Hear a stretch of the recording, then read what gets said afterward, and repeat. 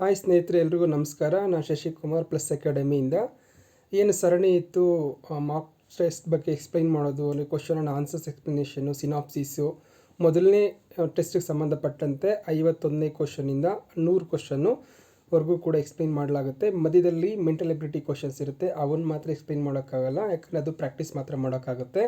ಅದರಿಂದ ಯಾವ mental ability questions ಇಲ್ವೋ ಅವನ್ನ ತೆಗೆದುಬಿಟ್ಟು ಇನ್ನು ಉಳಿದಂತೆ ಜಿ ಎಸ್ ಸಂಬಂಧಪಟ್ಟಂತೆ 51ರಿಂದ 100 ಏನು ಕ್ವಶನ್ಸ್ ಬರುತ್ತೆ ಅವಕ್ಕೆ ಕ್ವಶನ್ನು ಮತ್ತು ಆನ್ಸರ್ಸ್ ಎರಡೂ ಕೂಡ ಎಕ್ಸ್ಪ್ಲನೇಷನ್ ಮಾಡುವಂಥ ವಿಡಿಯೋ ಆಗಿರುತ್ತೆ.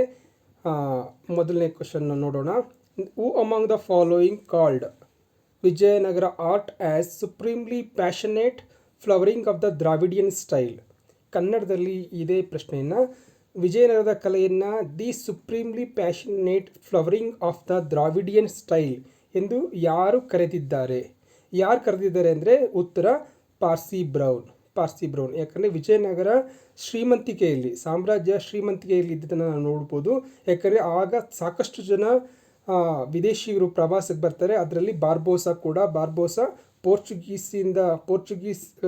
ಪೋರ್ಚುಗಲಿಂದ ಬಂದಿರತಕ್ಕಂಥವನು, ಪೋರ್ಚುಗೀಸ್.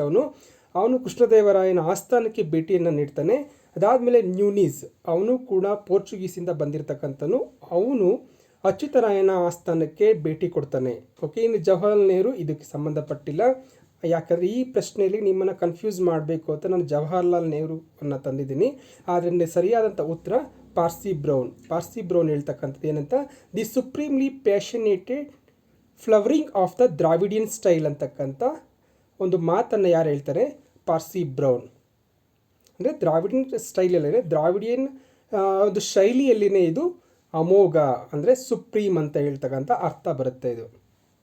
ಇನ್ನು ಮುಂದಿನ ಪ್ರಶ್ನೆ, who among the following had called Mulk e Khadim by Mughals. ಈ ಕೆಳಗಿನವರಲ್ಲಿ ಯಾರನ್ನು ಮೊಘಲರು ಮುಲ್ಕ್ ಇ ಖಾದಿಮ್ ಎಂದು ಕರೆದರು?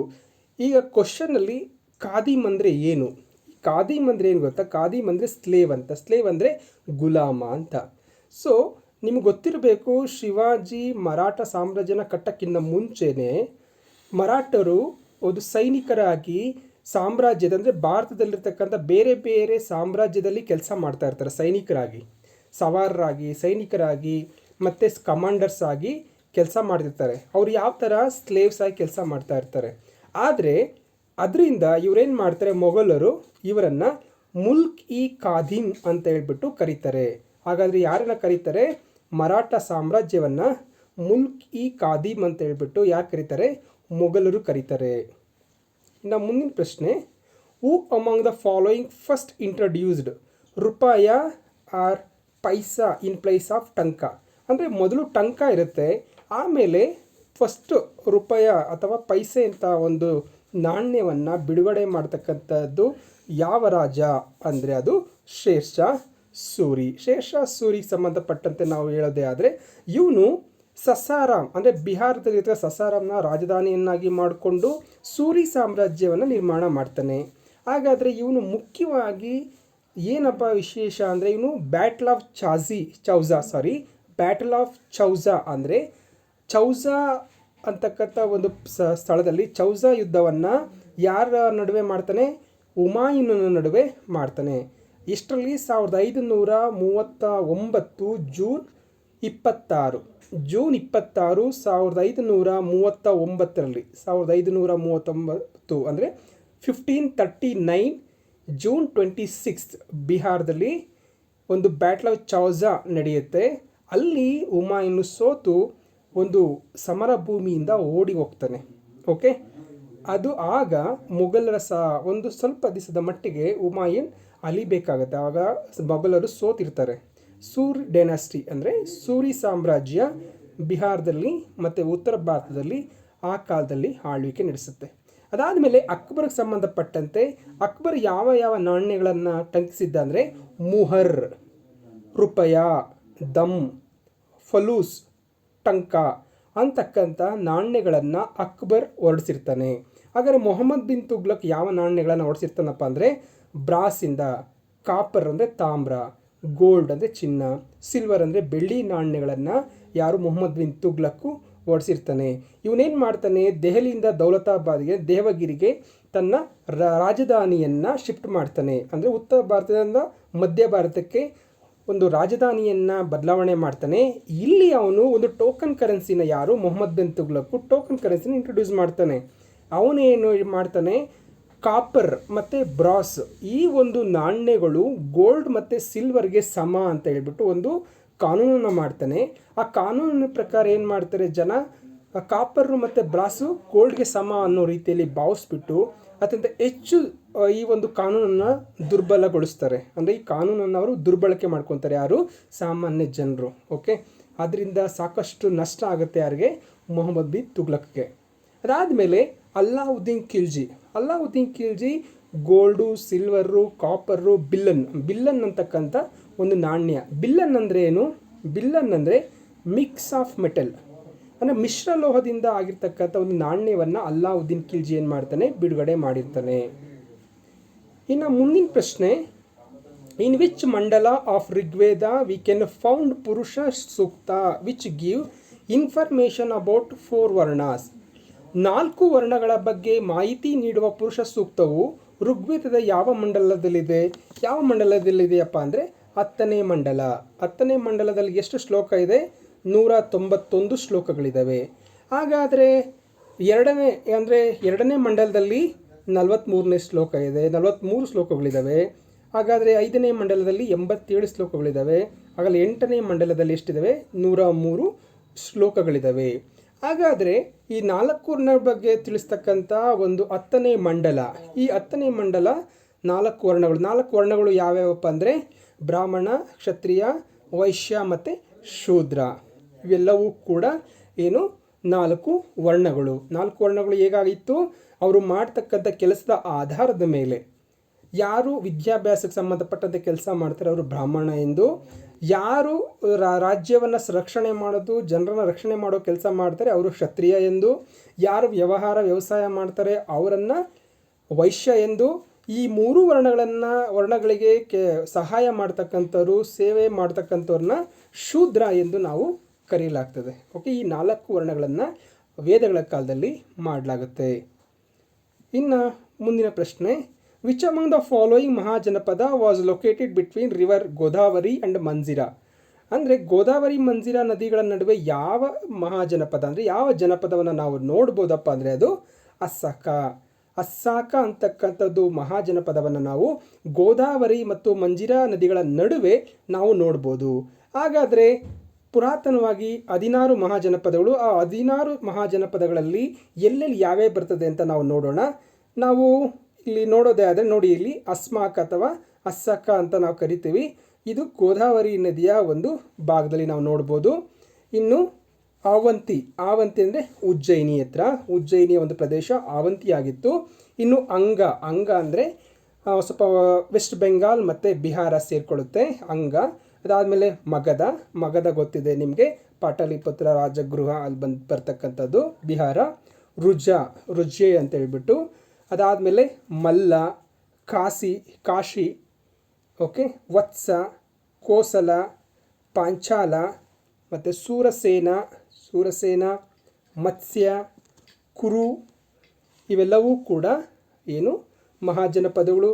ಇನ್ನು ಮೇಲ್ಗಡೆ ಉತ್ತರ ಭಾರತದಲ್ಲಿ ನಾವು ಗಾಂಧಾರ ಮತ್ತು ಕಾಂಬೋಜವನ್ನು ನಾವು ಕೂಡ ನೋಡ್ಬೋದು. ಒಟ್ಟು 16 ಮಹಾಜನಪದಗಳನ್ನು ನಾವು ಕ್ರಿಸ್ತ ಪೂರ್ವ 500ರಲ್ಲಿ ನಾವು ನೋಡ್ಬೋದು. ಅಂತೂ 16 ಮಹಾಜನಪದಗಳು.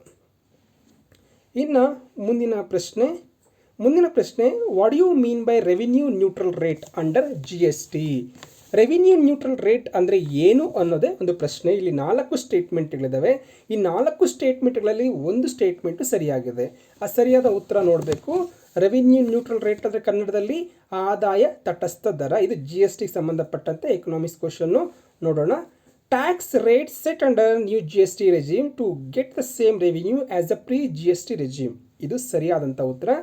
ಹೊಸ GST ಆಡಳಿತದಡಿಯಲ್ಲಿ GSTಗಿಂತ ಮೊದಲಿನ ಆದಾಯದಷ್ಟೇ ಬರುವಂತೆ ತೆರಿಗೆ ದರ ವಿಧಿಸುವುದು. ಈಗ ಉದಾಹರಣೆಗೆ, ಈಗ GST ಬರೋಕ್ಕಿಂತ ಮುಂಚೆ ಯಾವುದು ತೆರಿಗೆ ಪದ್ಧತಿ ಇತ್ತು, ಯಾವುದು ತೆರಿಗೆ ವ್ಯವಸ್ಥೆ ಇತ್ತು, ಆಗ ಎಷ್ಟು ಇನ್ಕಮ್ ಬರ್ತಾ ಇತ್ತು ತೆರಿಗೆ ರೂಪದಲ್ಲಿ, ಅಷ್ಟೇ ಇನ್ಕಮ್ಮು ಬರೋ ರೀತಿಯಾಗಿ ಈ ಜಿ ಎಸ್ ಟಿ ಹೊಸ ಜಿ ಎಸ್ ಟಿ ಬಂದ ಮೇಲೂ ಕೂಡ ಅದೇ ತೆರಿಗೆ ದರವನ್ನು ಹಾಕೋದು. ಅಂದರೆ ಈಗ ಜಿ ಎಸ್ ಟಿನ ಇಂಟ್ರೊಡ್ಯೂಸ್ ಮಾಡೋಕ್ಕಿಂತ ಮುಂಚೆ, ಜಿ ಎಸ್ ಟಿನ ತರೋಕ್ಕಿಂತ ಮುಂಚೆ 100 ರೂಪಾಯಿಗಳು ಸರ್ಕಾರಕ್ಕೆ ಆದಾಯ ಬರ್ತಿದ್ರೆ ತೆರಿಗೆಯಿಂದ, ಅದೇ 100 ರೂಪಾಯಿ ಜಿ ಎಸ್ ಟಿ ಬಂದ ನಂತರವೂ ಕೂಡ ಬರೋ ಮಾಡಿದ್ರೆ, ಬರೋ ರೀತಿಯಾಗಿ ತೆರಿಗೆ ದರವನ್ನು ವಿಧಿಸಿದ್ರೆ ಅದನ್ನು ರೆವಿನ್ಯೂ ನ್ಯೂಟ್ರಲ್ ರೇಟ್ ಅಂತ ಹೇಳ್ಬಿಟ್ಟು. ಓಕೆ, ಅಷ್ಟೇ, ಇನ್ನೇನು ಇಲ್ಲ. ಇನ್ನು ಉಳಿದಂತೆ ಮುಂದಿನ ಪ್ರಶ್ನೆ ನೋಡೋಣ. ಮುಂದಿನ ಪ್ರಶ್ನೆ, ಬೆಪ್ಸ್ ಅನ್ನು ವಿಸ್ತರಿಸಿ. ಬೆಪ್ಸ್ ಅಂದ್ರೇನು? ಅಂದರೆ ಬೆಪ್ಸ್ ಅಂದರೆ ಏನು ಅಂತ ಏನಪ್ಪ ಅಂದರೆ base erosion and profit shifting. Base erosion and profit shifting ಇದು ಯು ಪಿ ಎಸ್ ಸಿನಲ್ಲೂ ಕ್ವಶನ್ ಆಗಿದೆ, ಕೆ ಪಿ ಎಸ್ ಸಿನಲ್ಲೂ ಕೂಡ ಕ್ವಶನ್ ಆಗಿದೆ. ಯಾಕಂದರೆ ಇದು ತುಂಬ ಇಂಪಾರ್ಟೆಂಟು. ಯಾಕಪ್ಪ ಅಂದರೆ ಇವತ್ತಿನ ದಿನಗಳಲ್ಲಿ ಸಾಕಷ್ಟು ಏನು ತೆರಿಗೆಯನ್ನು ದುರುಪಯೋಗ ಪಡಿಸ್ಕೊಳ್ಳೋದು, ತೆರಿಗೆಯಲ್ಲಿರ್ತಕ್ಕಂಥ ಗೊಂದಲಗಳನ್ನು, ಲೂಪ್ ಹೋಲ್ಸ್ಗಳನ್ನು ದುರುಪಯೋಗ ಪಡಿಸ್ಕೊಳ್ಳೋದು ರಾಷ್ಟ್ರೀಯ ಮಟ್ಟದಲ್ಲಿ, ಅಂತಾರಾಷ್ಟ್ರೀಯ ಮಟ್ಟದಲ್ಲಿ ಸಾಕಷ್ಟು ಆಗ್ತಾ ಇರೋದ್ರಿಂದ ಈ ಬೆಪ್ಸ್ ಅನ್ನೋ ಕಾನ್ಸೆಪ್ಟು ಸಾಕಷ್ಟು ನ್ಯೂಸಲ್ಲಿರುತ್ತೆ. ಬೆಪ್ಸ್ ಅಂದರೆ ಬೇಸ್ ಇರೋಷನ್ ಪ್ರಾಫಿಟ್ ಶಿಫ್ಟಿಂಗ್ ಅಂತ ಹೇಳ್ಬಿಟ್ಟು ಇದು ಏನು ಮಾಡುತ್ತಪ್ಪ ಅಂದರೆ, ಇದರ ಅರ್ಥ ಏನಪ್ಪ ಅಂದರೆ exploit the gaps mismatches in tax rules to avoid the tax. ಅಂದರೆ ಟ್ಯಾಕ್ಸನ್ನು ಕಟ್ಟಬೇಕಾಗಿರ್ತಲ್ಲ, ಆ ಟ್ಯಾಕ್ಸನ್ನು ಯಾವ ರೀತಿಯಾಗಿ ಅವಾಯ್ಡ್ ಮಾಡ್ತಾರಪ್ಪ ಅಂದರೆ ಎಲ್ಲಿ ಒಂದು ಗ್ಯಾಪ್ಸ್ ಇರುತ್ತೆ ರೂಲ್ಸಲ್ಲಿ, ರೆಗ್ಯುಲೇಷನ್ಸಲ್ಲಿ, ಎಲ್ಲಿ ಕೆಲವೊಂದು ಪಾಯಿಂಟಲ್ಲಿ ವೀಕ್ನೆಸಸ್ ಇರುತ್ತೆ ಅವನ್ನೇ ಬಳಸ್ಕೊಂಡು, ಅದೇ ಲೂಪ್ ಹೋಲ್ಸ್ನ ಬಳಸ್ಕೊಂಡು ಟ್ಯಾಕ್ಸನ್ನು ಅವಾಯ್ಡ್ ಮಾಡ್ತಕ್ಕಂಥದ್ದು. ಅದನ್ನು ನಾವು ಟೆಕ್ನಿಕಲ್ ವರ್ಡ್ ಏನಪ್ಪ ಅಂದರೆ base erosion and profit shifting ಅಂತ ಹೇಳ್ಬಿಟ್ಟು ಕರೀತಾರೆ. ಓಕೆ, ಅದಾದಮೇಲೆ why R B I made objections to cryptocurrency. ಹಾಗಾದರೆ ಕ್ರಿಪ್ಟೋ ಕರೆನ್ಸಿ ಅಂದರೆ ಏನು? ಕ್ರಿಪ್ಟೋ ಕರೆನ್ಸಿಯ ಬಗ್ಗೆ ಆರ್ ಬಿ ಐನ ಆಕ್ಷೇಪಗಳೇನು? R B I cryptocurrency ಜಾರಿಯಾಗೋದಕ್ಕೆ ಅದು ಆಕ್ಷೇಪ ವ್ಯಕ್ತಪಡಿಸಿದೆ. ಯಾಕಪ್ಪ? ಹಾಗಾದರೆ ಕ್ರಿಪ್ಟೋ ಕರೆನ್ಸಿ ಅಂದರೆ ಏನು ಮೊದಲು ತಿಳ್ಕೊಳ್ಳೋಣ. ಕ್ರಿಪ್ಟೋ ಕರೆನ್ಸಿ ಅದೊಂದು ಡಿಜಿಟಲ್ ಕರೆನ್ಸಿ. ಡಿಜಿಟಲ್ ಕರೆನ್ಸಿ ಅಂದರೆ ಅದು ಯಾರೂ ಕೂಡ ಕೈಯಲ್ಲಿ ಇಟ್ಕೊಳ್ಳೋಕ್ಕಾಗಲ್ಲ, ಅದು ಡಿಜಿಟಲ್ ರೂಪದಲ್ಲಿದೆ, ಆನ್ಲೈನ್ ರೂಪದಲ್ಲಿರುತ್ತೆ. ಓಕೆ, ಡಿಜಿಟಲ್ ಕರೆನ್ಸಿ ಆಗಿದೆ. ಇದು ಎನ್ಸ್ಕ್ರಿಪ್ಷನ್ ಆಲ್ಗರಿದಮ್ನ ಬಳಸ್ಕೊಳ್ಳುತ್ತೆ. ಎನ್ಸ್ಕ್ರಿಪ್ಷನ್ ಅಂದರೆ ಈಗ ವಾಟ್ಸಪ್ಪಿಂದ ನೀವು ವಾಟ್ಸಪ್ಗೆ ಮಾಡ್ತಕ್ಕಂಥ ಮೆಸೇಜು ಎನ್ಕ್ರಿಪ್ಟೆಡ್ ಆಗಿರುತ್ತೆ. ಎನ್ಕ್ರಿಪ್ಟೆಡ್ ಅಂದರೆ ಮೂರನೇ ವ್ಯಕ್ತಿ ಯಾರೂ ಕೂಡ ಅದನ್ನು ನೋಡೋಕ್ಕಾಗಲ್ಲ. ಓಕೆ, ಎನ್ಕ್ರಿಪ್ಷನ್ ಅಂದರೆ ಕೇವಲ ಯಾರು ಕಳಿಸ್ತಾ ಇದ್ದಾರೆ ಮತ್ತು ಯಾರು ಪಡಿತಾ ಇದ್ದಾರೆ ಅವ್ರಿಗೆ ಮಾತ್ರ ಇನ್ಫಾರ್ಮೇಷನು ಶೇರ್ ಆಗುತ್ತೆ. ಅದನ್ನು ಎನ್ಕ್ರಿಪ್ಷನ್ ಅಂತ ನಾವು ಕರಿತೀವಿ. ಸೊ ಇದು ಕೂಡ ಕ್ರಿಪ್ಟೋ ಕರೆನ್ಸಿ ಯಾವ ಒಂದು ತಂತ್ರಜ್ಞಾನದ ಅಡಿಯಲ್ಲಿ ಕೆಲಸ ಮಾಡುತ್ತೆ ಅಂದರೆ ಒಂದು ಆನ್ಲೈನ್ ಮುಖಾಂತರ, ಡಿಜಿಟಲ್ ಕರೆನ್ಸಿಯ ಮುಖಾಂತರ ಅದು ಎನ್ಕ್ರಿಪ್ಟೆಡ್ ಆಲ್ಗರಿದಮ್ನ ಬಳಸ್ಕೊಳ್ಳುತ್ತೆ. ಹಾಗಾದರೆ ಈಗ ಇದರಿಂದ ಏನು ಅನಾನುಕೂಲ ಅಂತ ಆರ್ ಬಿ ಐ ಹೇಳಿದೆಯಪ್ಪ ಅಂದರೆ, ಆರ್ ಬಿ ಐ ಇದು ಕಪ್ಪು ಹಣ ಅಪಾಯ ಅಂದರೆ ಇದರಿಂದ ಕಪ್ಪು ಹಣದ ಒಂದು ಸಾಗಣೆ ಜಾಸ್ತಿ ಆಗುತ್ತೆ. Transactions of black money is higher will going to higher ಅಂತ ಹೇಳ್ಬಿಟ್ಟು ಆರ್ ಬಿ ಐ ಹೇಳಿದೆ. ಅದಾದಮೇಲೆ ಹಣದುಬ್ಬರ, ಇನ್ಫ್ಲೇಷನ್ ಸಾಕಷ್ಟು ಹಣ ಏನು ಸಿಗೋದ್ರಿಂದ ಹಣದುಬ್ಬರ ಜಾಸ್ತಿ ಆಗುತ್ತೆ, ಇಂಟ್ರೆಸ್ಟ್ ರೇಟ್ ಜಾಸ್ತಿ ಆಗುತ್ತೆ. ಓಕೆ, ಬೆಲೆಗಳು ಜಾಸ್ತಿ ಆಗುತ್ತೆ.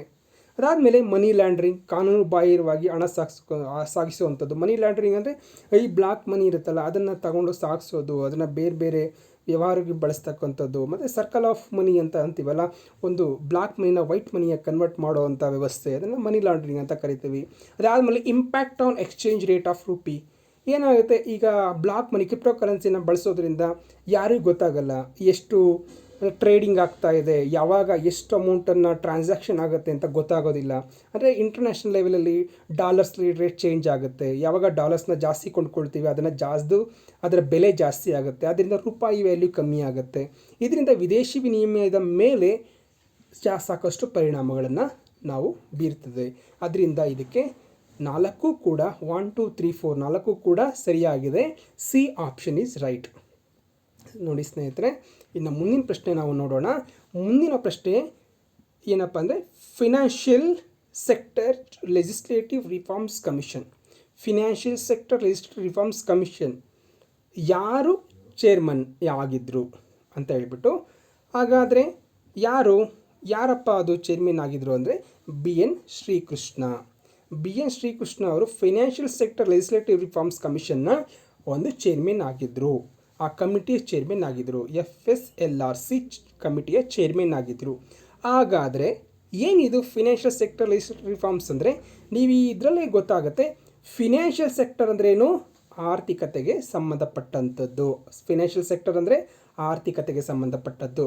ಲೆಜಿಸ್ಲೇಟಿವ್ ರಿಫಾರ್ಮ್ಸ್ ಅಂದ್ರೇನು, ಶಾಸನೀಯ ಸುಧಾರಣೆ. ಓಕೆ, ಇಲ್ಲಿ ನಿಮ್ಗೆ ಗೊತ್ತಿರಬೇಕು ಫಿನಾನ್ಸು ಮತ್ತು ಲೆಜಿಸ್ಲೇಚರು ಇವೆರಡೂ ಕೂಡ ಒಂದಕ್ಕೊಂದು ಸುಧಾರಿತವಾಗಿ ಕೆಲಸ ಮಾಡೋದು. ಅಂದರೆ ಈಗ ಪಾರ್ಲಿಮೆಂಟಲ್ಲಿ ಮತ್ತು ಸ್ಟೇಟ್ ಲೆಜಿಸ್ಲೇಚರಲ್ಲಿ ಹೊರಡಿಸ್ತಕ್ಕಂಥ ಶಾಸನಗಳು ಯಾವ ಒಂದು ಪರಿಣಾಮವನ್ನು ಬೀರಬೇಕು ಅಂತ ಹೇಳಿದೆ ಈ ಕಮಿಟಿ ಅಂದರೆ ಫಿನಾನ್ಷಿಯಲ್ ಸೆಕ್ಟರ್ನ ರಿಫಾರ್ಮ್ ಅಂದರೆ ಆರ್ಥಿಕತೆ ಸುಧಾರಣೆಗೋಸ್ಕರನೇ ಕೆಲಸ ಮಾಡಬೇಕು.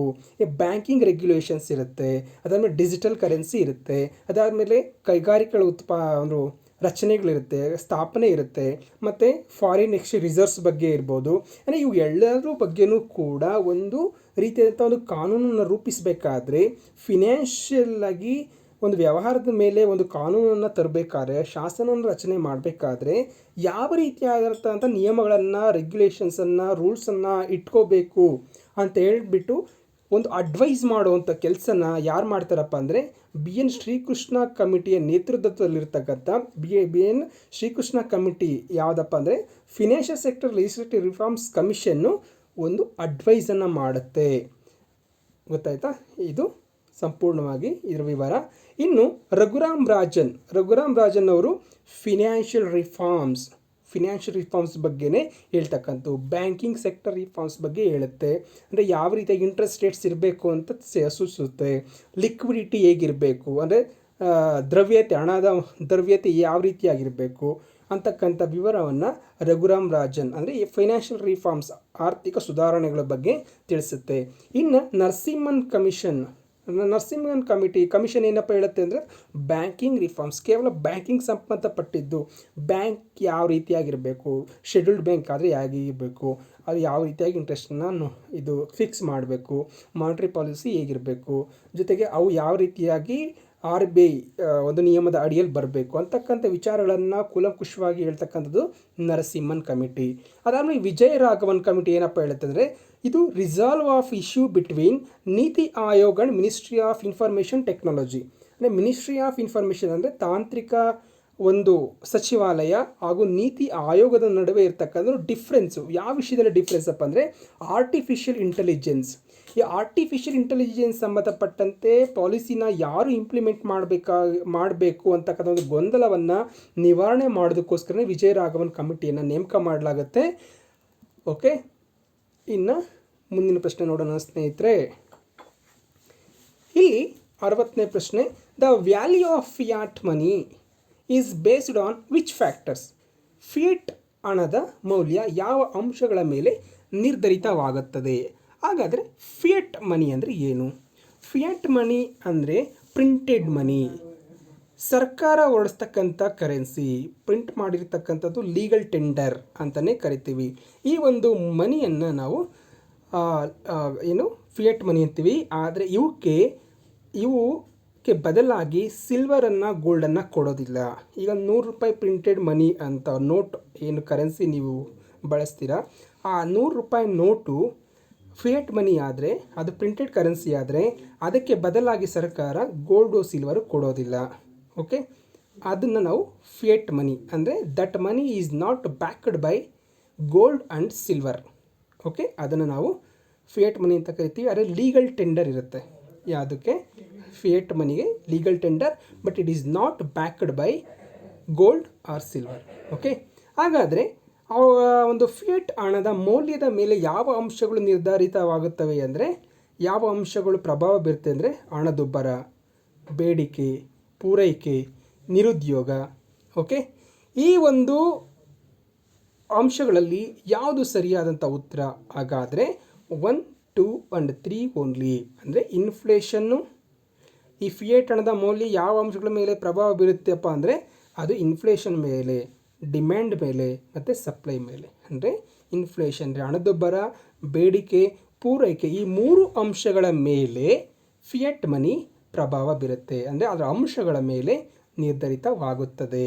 ಓಕೆ, ಫಿಯಟ್ ಹಣದ ಮೌಲ್ಯವು ಹಣದುಬ್ಬರ, ಬೇಡಿಕೆ, ಪೂರೈಕೆಗಳ ಒಂದು ಅಂಶಗಳ ಮೇಲೆ ನಿರ್ಧಾರ ಆಗುತ್ತೆ. ಅದರಿಂದ 1, 2, 3 ಈಸ್ ಕರೆಕ್ಟ್ ಆನ್ಸರ್. ಇನ್ನು which committee suggested the target for inflation being set at 4% with A band of ±2% around it? ಯಾವ ಕಮಿಟಿಯು ಹಣದುಬ್ಬರ ಗುರಿಯನ್ನು -4% ವಿಧಿಸುವ ಜೊತೆಗೆ ±2 ಕೂಡ ಸಡಿಲಿಸಬಹುದು? ಅಂದರೆ ಯಾವ ಕಮಿಟಿ ಅಂದರೆ ಫಸ್ಟ್ ಉತ್ತರ ನೋಡ್ಬಿಡೋಣ. ಊರ್ಜಿತ್ ಪಟೇಲ್ ಕಮಿಟಿ. ಊರ್ಜಿತ್ ಪಟೇಲ್ ಕಮಿಟಿ ಏನು ಹೇಳುತ್ತಪ್ಪ ಅಂದರೆ ಹಣದುಬ್ಬರ ಗುರಿಯನ್ನು ಇನ್ಫ್ಲೇಷನ್ ರೇಟ್ ಏನು ಮಾಡಿದ್ರು ಟಾರ್ಗೆಟ್ ಮಾಡ್ತಾರೆ ಸರ್ಕಾರ.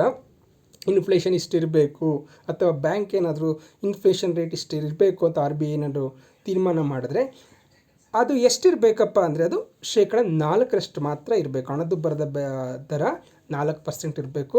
ಆದರೆ ನಿಮ್ಗೆ ಗೊತ್ತಿರಬೇಕು, ಕೊರೋನಾ ಕೋವಿಡ್ ಸಂದರ್ಭದಲ್ಲಿ ಈ ಒಂದು 4%ಅನ್ನು ರಿಲ್ಯಾಕ್ಸ್ ಮಾಡ್ತಾರೆ. ಹಾಗಂದರೆ -4% ಕೂಡ ಮೀರುವಂಥ ಚಾನ್ಸಸ್ಸನ್ನು ಸ್ಟೇಟ್ಸ್ಗೆ ಮತ್ತು ಸರ್ಕಾರ ಅಳವಡಿಸ್ಕೊಳ್ಳುತ್ತೆ. ಹಾಗಾದರೆ ಇನ್ಫ್ಲೇಷನ್ ಅಂದರೆ ಏನು? ಇನ್ಫ್ಲೇಷನ್ ಅಂದರೆ rise in general prices of materials. ಅಂದರೆ ಜನರಲ್ಲಾಗಿ ಪ್ರೈಸಸ್ ಏನಾಗುತ್ತೆ, ಇನ್ಕ್ರೀಸ್ ಆಗುತ್ತೆ, ಬೆಲೆಗಳು ಇನ್ಕ್ರೀಸ್ ಆಗುತ್ತೆ, ಬೆಲೆಗಳು ಜಾಸ್ತಿ ಆಗುತ್ತೆ. ಆದರೆ ವ್ಯಾಲ್ಯೂ ಆಫ್ ಮನಿ ಅಂದರೆ ಹಣದ ಮೌಲ್ಯವು ಕಡಿಮೆ ಆಗುತ್ತೆ. ಅಂದರೆ ಈಗ ನಿಮಗೆ ಗೊತ್ತಾಗಬೇಕು, 100 ರೂಪಾಯಿ kg ಅಕ್ಕಿ ಇರೋದು 200 ರೂಪಾಯಿ kg ಅಕ್ಕಿ ಆದರೆ ವ್ಯಾಲ್ಯೂ ಆಫ್ ಮನಿ ಏನಾಗುತ್ತೆ, ಕಡಿಮೆ ಆಗುತ್ತೆ. ಅಂದರೆ ಬೆಲೆ ಜಾಸ್ತಿ ಆದಂಗೆಲ್ಲ ಅಂದರೆ ಹಣದ ಮೌಲ್ಯ ಕಮ್ಮಿ ಆಗುತ್ತೆ. ಅಂದರೆ ನೀವು 2 kg ಕೊಂಡ್ಕೊಳ್ಳೋ ಅಂಥ ಅಕ್ಕಿಗೆ ನೀವು ಕೇವಲ 1 kg ಕೊಳ್ಳೋಕ್ಕೆ ಮಾತ್ರ ಆಗುತ್ತೆ. ಅಂದರೆ 200 ರೂಪಾಯಿ ಬೆಲೆ 100 ರೂಪಾಯಿಗಳಿರುತ್ತೆ. ಓಕೆನಾ? ಅಂದರೆ ದುಡ್ಡಿನ ಬೆಲೆ ಕಡಿಮೆ ಆಗುತ್ತೆ, ಬೆಲೆ ಜಾಸ್ತಿ ಆದಂಗೆಲ್ಲ. ಓಕೆ, ಅದಾದಮೇಲೆ ಮುಂದಿನ ಪ್ರಶ್ನೆ, dash is a situation when interest rate and reserve requirements are lower to stimulate demand but it does not have positive impact on reviving demand and growth. ಕನ್ನಡದಲ್ಲಿ, ಬೇಡಿಕೆಯನ್ನು ಹೆಚ್ಚಿಸಲು ಬಡ್ಡಿ ದರ ಮತ್ತು ಮೀಸಲು ಅವಶ್ಯಕತೆಯನ್ನು ಕಡಿಮೆಗೊಳಿಸಲಾಗುವುದು, ಆದರೆ ಈ ಕ್ರಮವು ಬೇಡಿಕೆ ಹಾಗೂ ಅಭಿವೃದ್ಧಿಯ ಮೇಲೆ ಯಾವುದೇ ಧನಾತ್ಮಕ ಪರಿಣಾಮ ಬೀರುವುದಿಲ್ಲ.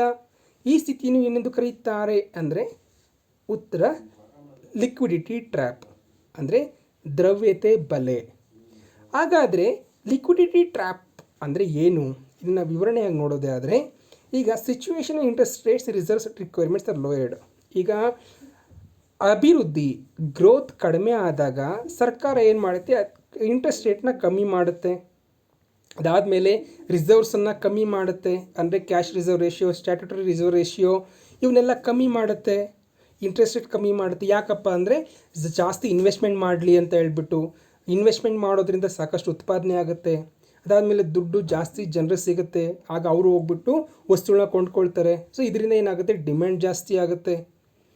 ಆದರೆ ಈ ಒಂದು ಲಿಕ್ವಿಡಿಟಿ ಟ್ರ್ಯಾಪ್ ಸಂದರ್ಭದಲ್ಲಿ ಇವರು ಎಷ್ಟೇ ಒಂದು ಬಡ್ಡಿ ದರವನ್ನು ಕಮ್ಮಿ ಮಾಡಲಿ, ಎಷ್ಟೇ ರಿಸರ್ವೇಷನ್ನ ಕಮ್ಮಿ ಮಾಡಲಿ, ಆದರೆ ಡಿಮ್ಯಾಂಡ್ ಬೇಡಿಕೆ ಹೆಚ್ಚಾಗಲ್ಲ. ಕಾರಣ ಯಾಕಪ್ಪ ಅಂದರೆ ಜನ ಹಣವನ್ನು ಭದ್ರವಾಗಿ ಅವ್ರ ಮನೇಲಿ ಇಟ್ಕೊಳ್ತಾರೆ, ಅವರ ಜೇಬಲ್ಲಿ ಇಟ್ಕೊಳ್ತಾರೆ, ಅವರು ಖರ್ಚು ಮಾಡೋದಿಲ್ಲ. ಯಾಕಪ್ಪ ಅಂದರೆ ಅವ್ರಿಗೆ ಭಯ ಏನು, ಈ ಒಂದು ಅಸ್ಥಿರತೆ, ಆರ್ಥಿಕ ಅಸ್ಥಿರತೆಯ ಒಂದು ಪರಿಣಾಮದಿಂದ ನಮ್ಮ ಹಣ, ನಮ್ಮ ಆದಾಯ ಕಡಿಮೆ ಆಗ್ಬೋದು, ನಮ್ಮ ಹಣ ನನಗೆ ವಾಪಸ್ ಸಿಗದೇ ಇರ್ಬೋದು ಅನ್ನೋ ಭಯದಿಂದ ಜನ ಖರ್ಚು ಮಾಡೋದಿಲ್ಲ. ಸರ್ಕಾರ, ಬ್ಯಾಂಕ್ಗಳು ಏನೇ ಹೇಳಿದ್ರು ಕೂಡ ಖರ್ಚು ಮಾಡಲ್ಲ. ಆಗ ಏನಾಗುತ್ತೆ ಅಂದರೆ ಡಿಮ್ಯಾಂಡ್ ಕಮ್ಮಿ ಆಗುತ್ತೆ. ಆದರೆ ಏನಾಗಿರುತ್ತೆ ಉದ್ದೇಶ ಗೌರ್ಮೆಂಟ್ದು, ಡಿಮ್ಯಾಂಡನ್ನು ಜಾಸ್ತಿ ಮಾಡಬೇಕು ಅಂತ ಹೇಳ್ಬಿಟ್ಟು ಇಂಟ್ರೆಸ್ಟ್ ರೇಟನ್ನು ಕಮ್ಮಿ ಮಾಡಿರುತ್ತೆ, ರಿಸರ್ವ್ ರಿಕ್ವೈರ್ಮೆಂಟ್ಸ್ನ ಕಮ್ಮಿ ಮಾಡಿರುತ್ತೆ. ಆದರೆ ಇವ್ಯಾವೇ ಕ್ರಮಗಳು ಕೂಡ ವರ್ಕೌಟ್ ಆಗಲ್ಲ. ಅದರಿಂದ ಇದನ್ನು ನಾವು ಲಿಕ್ವಿಡಿಟಿ ಟ್ರ್ಯಾಪ್ ಅಂತ ಕರಿತೀವಿ. ಓಕೆ, ಅದಾದಮೇಲೆ ಮುಂದಿನ ಪ್ರಶ್ನೆ ನಾವು, what are the instruments for government to raise internal debt? ಆಂತರಿಕ ಸಾಲವನ್ನು ಹೆಚ್ಚಿಸಬೇಕು ಅಂದರೆ ಸರ್ಕಾರ ಏನನ್ನು ಮಾಡುತ್ತಪ್ಪ ಅಂದರೆ ಮೊದಲನೇ ಆಪ್ಷನ್ನು ನೋಡೋಣ, ಟ್ರೆಷರಿ ಬಿಲ್ಸ್ ಮತ್ತು ಬಾಂಡ್ಗಳು, ಖಜಾನೆ ಬಿಲ್ಲುಗಳು ಮತ್ತು ಬಾಂಡ್ಗಳು, ಪ್ರಾವಿಡೆಂಟ್ ಫಂಡ್, RBI ಮುದ್ರಿತ ಹಣ, ಇವೆಲ್ಲವೂ ಕೂಡ ಸೇರಿ all of the above is right answer. ಅಂದರೆ ಡಿ ಆಪ್ಷನ್ ಸರಿಯಾಗಿದೆ. ಅಂದರೆ ಸರ್ಕಾರ ಆಂತರಿಕ ಸಾಲವನ್ನು ಹೆಚ್ಚಿಸಲು ಇವೆಲ್ಲ ಕ್ರಮಗಳನ್ನು ಕೈಗೊಳ್ಳುತ್ತೆ. ಟ್ರೆಷರಿ ಬಿಲ್ಲನ್ನು ಇಶ್ಯೂ ಮಾಡುತ್ತೆ, ಬಾಂಡ್ಸ್ಗಳನ್ನು ಇಶ್ಯೂ ಮಾಡುತ್ತೆ, ಪ್ರಾವಿಡೆಂಟ್ ಫಂಡ್ಸ್ನ ಇಶ್ಯೂ ಮಾಡುತ್ತೆ, ಮತ್ತು ಆರ್ ಬಿ ಐ ಮುಖಾಂತರ ಹಣವನ್ನು ಪ್ರಿಂಟ್ ಮಾಡಿಸುತ್ತೆ. ಅಂದರೆ ಇವೆಲ್ಲವನ್ನೂ ಕೂಡ ಆಂತರಿಕ ಸಾಲವನ್ನಾಗಿ ಇವುಗಳ ಮುಖಾಂತರ ಏನು ಸರ್ಕಾರ ಹಣವನ್ನು ಪಡೆಯುತ್ತೆ. ಓಕೆ, ಇದಾದ ಮೇಲೆ ಮುಂದಿನ ಪ್ರಶ್ನೆ, ಮಸಾಲಾ ಬಾಂಡ್ ಇಂಡಿಯಾ ಹೌದಲ್ಲ, ಭಾರತಕ್ಕೆ ಸಂಬಂಧಪಟ್ಟಿದ್ದು ಮಸಾಲಾ ಬಾಂಡ್. ಸಮೂರಾ ಅಂತಕ್ಕಂಥ ಬಾಂಡ್ ಜಪಾನ್ಗೆ ಸಂಬಂಧಪಟ್ಟಿದ್ದು. ಪ್ರಶ್ನೆ, ಡಿಮ್ಝುಮ್ ಅಂತಕ್ಕಂಥ ಒಂದು ಬಾಂಡ್ ಯಾವ ದೇಶಕ್ಕೆ ಸಂಬಂಧಪಟ್ಟಿದ್ದು ಅಂತ ಪ್ರಶ್ನೆ. ಉತ್ತರ ಚೀನಾ. ಹಾಗಾದರೆ ಮಸಾಲಾ ಬಾಂಡ್ ಅಂದರೆ ಏನು?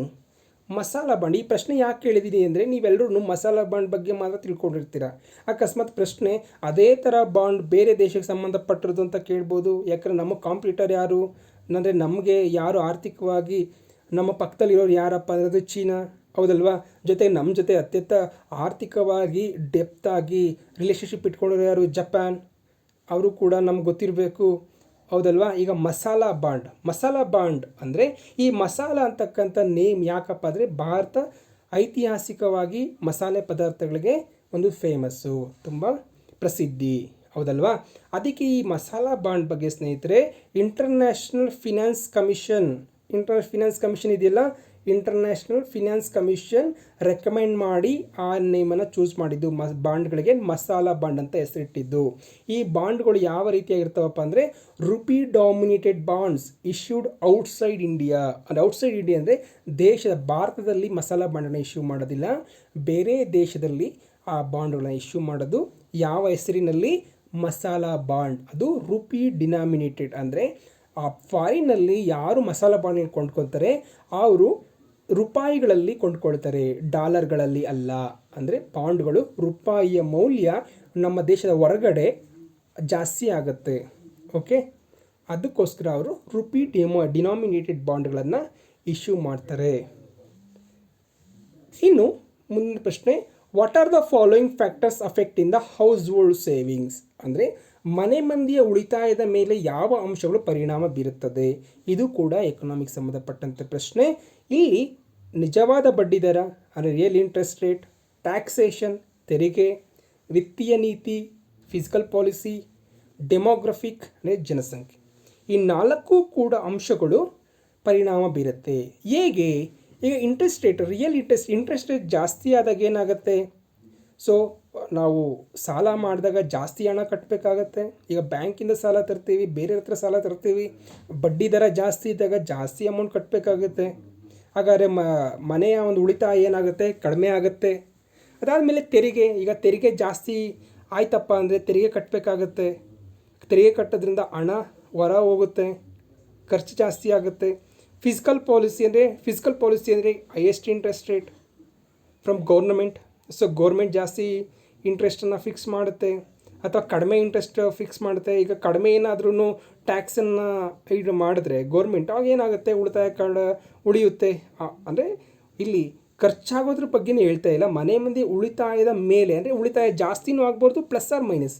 ಇಲ್ಲಿ ಪ್ಲಸ್ಸು ಆಗ್ಬೋದು, ಮೈನಸ್ ಆಗ್ಬೋದು. ಈಗ ಫಿಸಿಕಲ್ ಪಾಲಿಸಿ ಅಂದರೆ ಸರ್ಕಾರ ಏನಾದರೂ ಈಗ ಕೋವಿಡ್ ಸಂದರ್ಭದಲ್ಲಿ ಒಂದು ತೆರಿಗೆಯನ್ನು ಕಡಿಮೆ ಮಾಡ್ತು ಫಿಸಿಕಲ್ ಪಾಲಿಸಿನ.